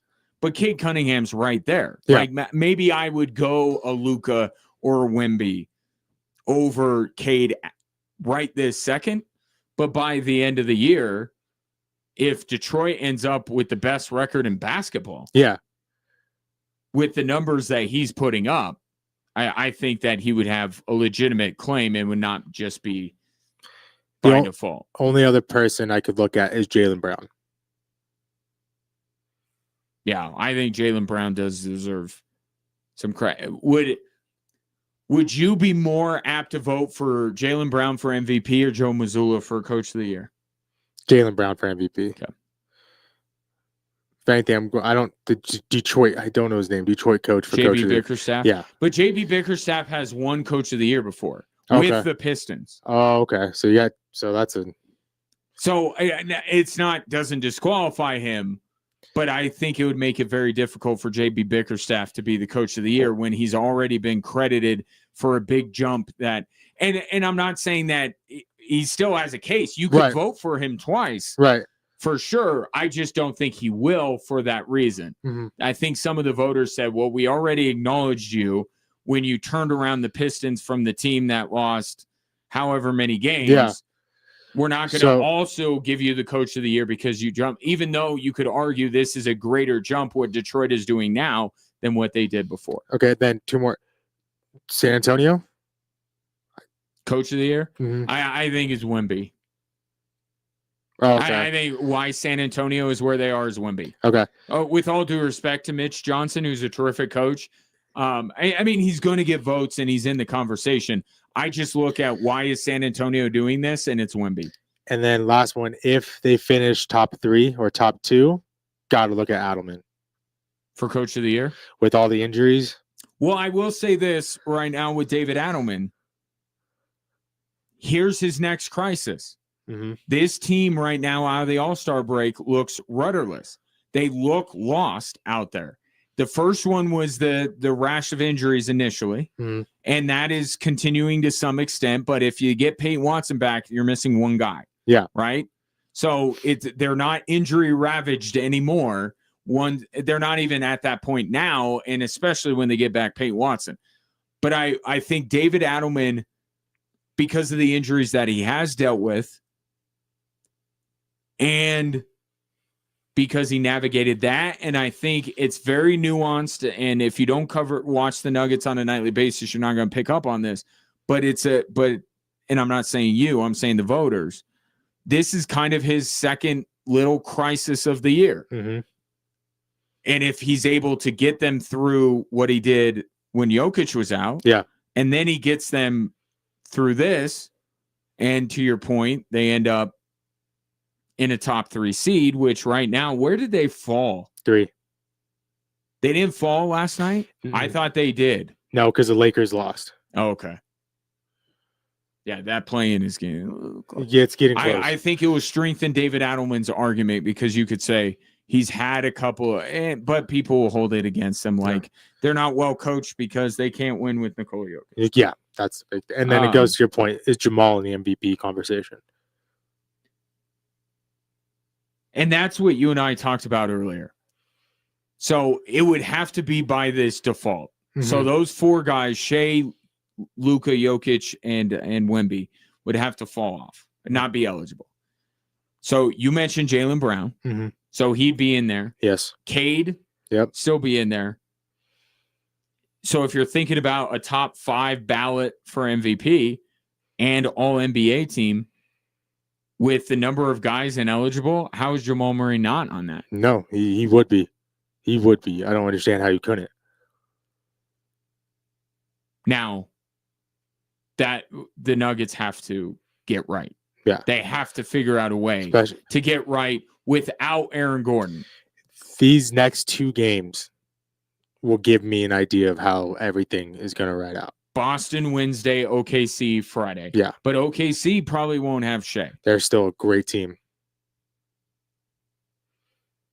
Yeah, I think if they lose to OKC because of what OKC means to the Nuggets. Mm-hmm.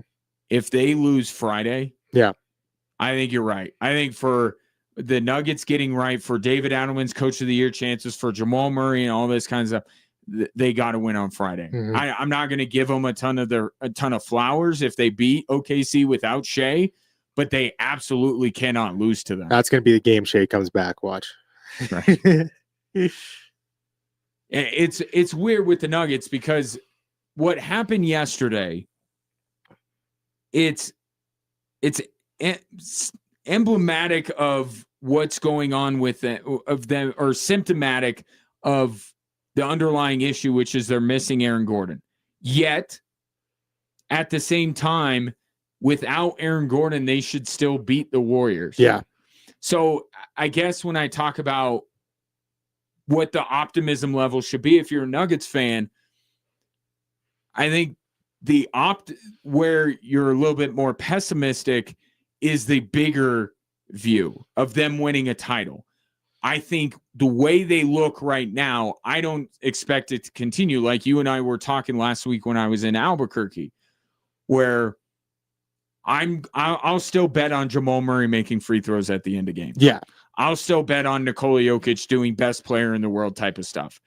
And if they're just not a complete disaster everywhere else, they'll win plenty of games. So it's like, what's going on with them right now is not who they're going to be, even without Aaron Gordon the rest of the regular season. But it's highlighting how much they miss him and how they can't win a title without him. Right. Does that make sense? That it's like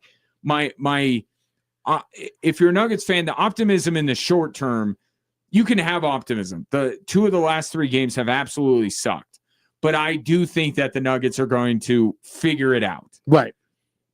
Longer term, the fact that their title chances hinge on Aaron Gordon's hamstring, as they probably did a year ago, if we're being honest about it. No, they did. Yeah. That's what's problematic. Mm-hmm. And I think what issue becomes is when you talk about MVP stuff, is the MVP of the Nuggets not Nikola Jokic? He's the best player in the world, but is the MVP really Aaron Gordon? Because without him, you can tell they struggle. I would say you could make the argument, but MVP is not just value.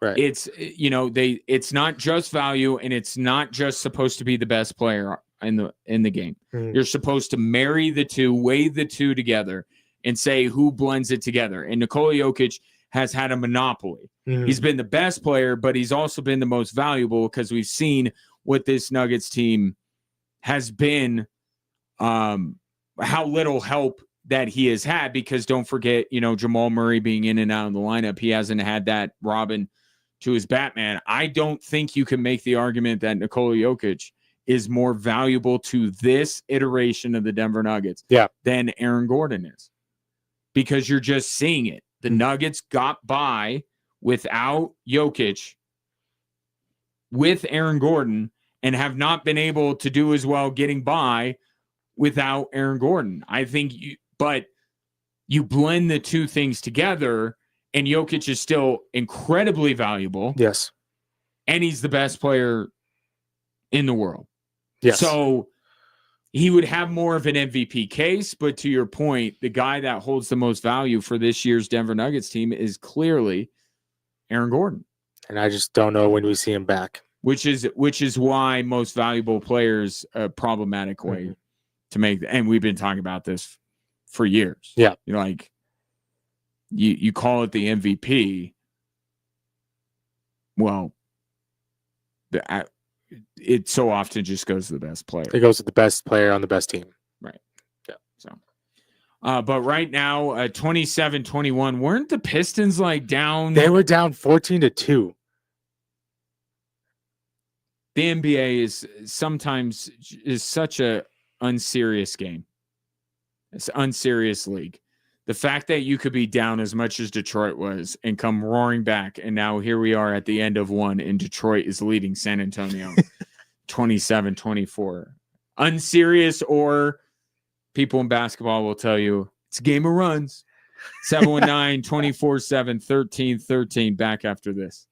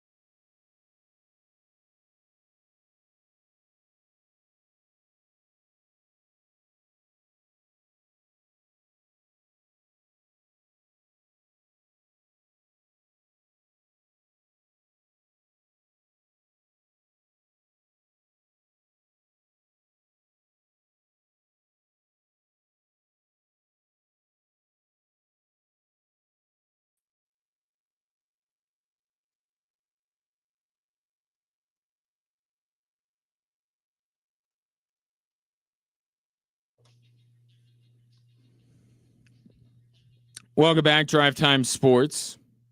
719-24-7, 1313.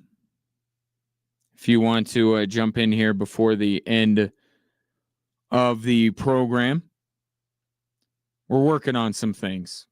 If you enjoyed the Olympics and some of the athletes that competed, more on that soon, I hope.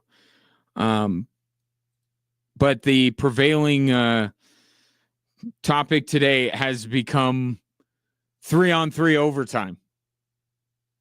Not so much about the game, but it's been the 3-on-3 overtime. That's the hot button issue. This coming in from the 719, 3 versus 3 sucks in the NHL as well. Here. I hate it in the NHL. I hate it in college hockey. I hate it in Pee Wee hockey. I hate it when somebody sets the rules on EA Sports NHL to 3-on-3 overtime. I feel like I will not eat them in a house with a mouse. I will not eat them in a box with a fox. I do not like 3-on-3 overtime, no matter what context it is in. But during the NHL season, I understand the utility of it. Right? Because that is, as much as you may love hockey, admit it, like 82 games, it's a lot. Let's keep it moving, right? We don't need every game finishing in, double overtime, triple overtime. I still don't like 3-on-3 overtime, but I understand the utility of it. I understand why they do it. And I understand why the Olympics does it during the prelims. No one got eliminated, by the way. If you notice that, nobody got eliminated. It was just for seeding. So, do the 3-on-3 overtime, do the shootout, do whatever you want. I'm not going to enjoy it, but I understand. But now we want to take a moment, like the Olympics especially. It's such a finite time. It feels like, I don't know about you, but every time the Olympics roll around, like I'm cognizant of it, I'm aware of it, I'm ready for it, but then I still find myself having to ease myself into the watching it.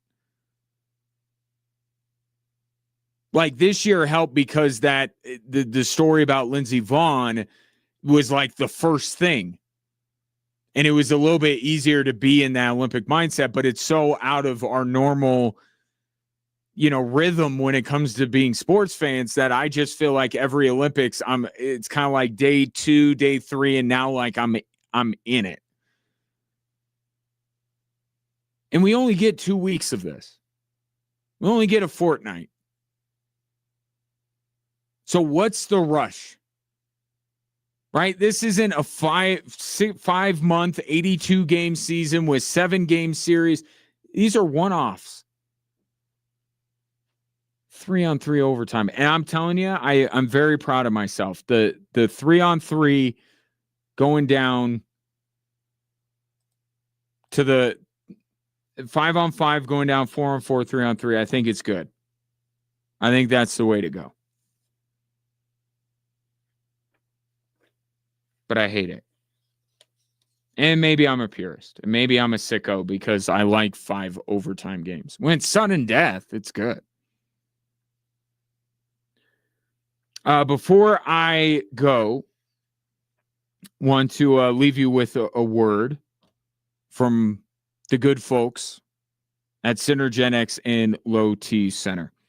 Every guy goes through stretches where things feel just a little bit off, right? You're not down. You're not struggling. You're not yourself. Kind of like the Denver Nuggets right now. They're not themselves.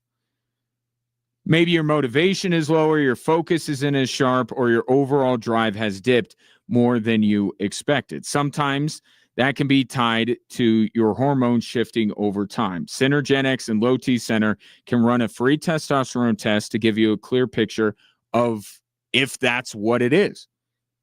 If TRT ends up being the right move, and they're not going to push you into it, they're only going to do it if it's the right move for you. They will use more frequent, stable dosing so you stay in a consistent range instead of dealing with highs and lows. And because they work with most insurance, getting things back on track doesn't have to be overwhelming. Yeah, dealing with insurance companies, not great. If you felt a bit off, aren't sure why, checking your levels, easy place to start. Book a free test at synergenx.com or lowtcenter.com. I appreciate your patronage. Great conversation. We'll continue it tomorrow. One note on tomorrow, I will be out at Colorado College. They're putting on an event for their it was mass comm when I was in college, but so they're going to have a panel discussion, and I'm going to be doing the show out there. If you're a fan of the Tigers, I'll be talking with athletic director Leslie Irvine and some CC sports guests. So it'll be a lot of fun. It will be out there at Colorado College for that, for the kids. That's what we're doing it for. We're doing it for the kids.